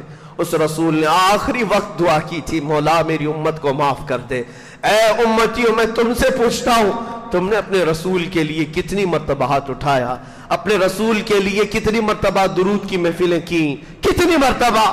انگلیوں میں گنو گے. وہ رسول تو ایک رات بھی تمہیں فراموش نہیں کرتے تھے. اسی لیے بریلی کے امام نے کہا تھا, ہم غریبوں کے آقا پہ بے حد درود, ہم فقیروں کی ثروت پہ لاکھوں سلام. یہاں اسلام کی تاریخ ختم نہیں ہوتی. میرے آقا کے رخصت ہو جانے کے بعد, حضور کے ہم غریبوں سے پردہ فرمانے کے بعد اسلام کی تاریخ ختم نہیں ہوئی. یہاں سے تاریخ اسلام کا باضابطہ پھر سے ایک دور شروع ہوتا ہے خلافت راشدہ کا. خلافت کیسے قائم ہوئی اور خلافت کے اسباب کیسے بنے اور خلافت کو کیسے سنبھالا گیا, انشاءاللہ آگے کی محفلوں میں عرض ہوگا. لیکن جاتے جاتے آج میں اس بھری رکت والی محفل میں جو تاریخ اسلام میں نے عرض کی ہے, بارگاہ مصطفیٰ میں میرا دل بے قرار ہے. عرض یہی کرتا جاؤں گا, یا رسول اللہ یہ بھولی ہوئی امت ہے, یہ آپ کو بھولی ہوئی امت, دور آئی ہوئی امت, دنیا کی چکا چون کو دیکھ کر, دنیا کی رنگینیوں کو دیکھ کر کے اس دلدل میں پھنسی ہوئی امت ہے. اور یہاں سے پکار کر پھر کہتی ہے, ابھی وہ امی فدا کا یا رسول اللہ, میں مجرم ہوں آقا مجھے ساتھ لے لو, میں مجرم ہوں آقا مجھے ساتھ لے لو, کہ رستے میں ہے جا بجا تھانے والے, چمک تجھ سے پاتے ہیں سب پانے والے, میرا دل بھی چمکا دے, میرا دل بھی چمکا دے. چمکانے والے برستا نہیں دیکھ کر ابر رحمت, بدوں پر بھی برسا دے برسانے والے. یا رسول اللہ کون دیتا ہے, دینے کو منہ چاہیے, دینے والا ہے سچا ہمارا نبی.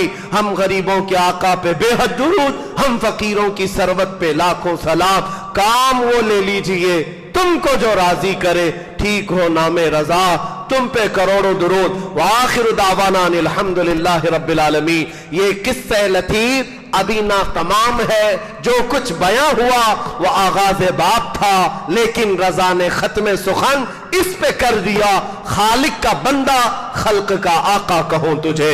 وآخر دعوانا الحمدللہ رب العالمین.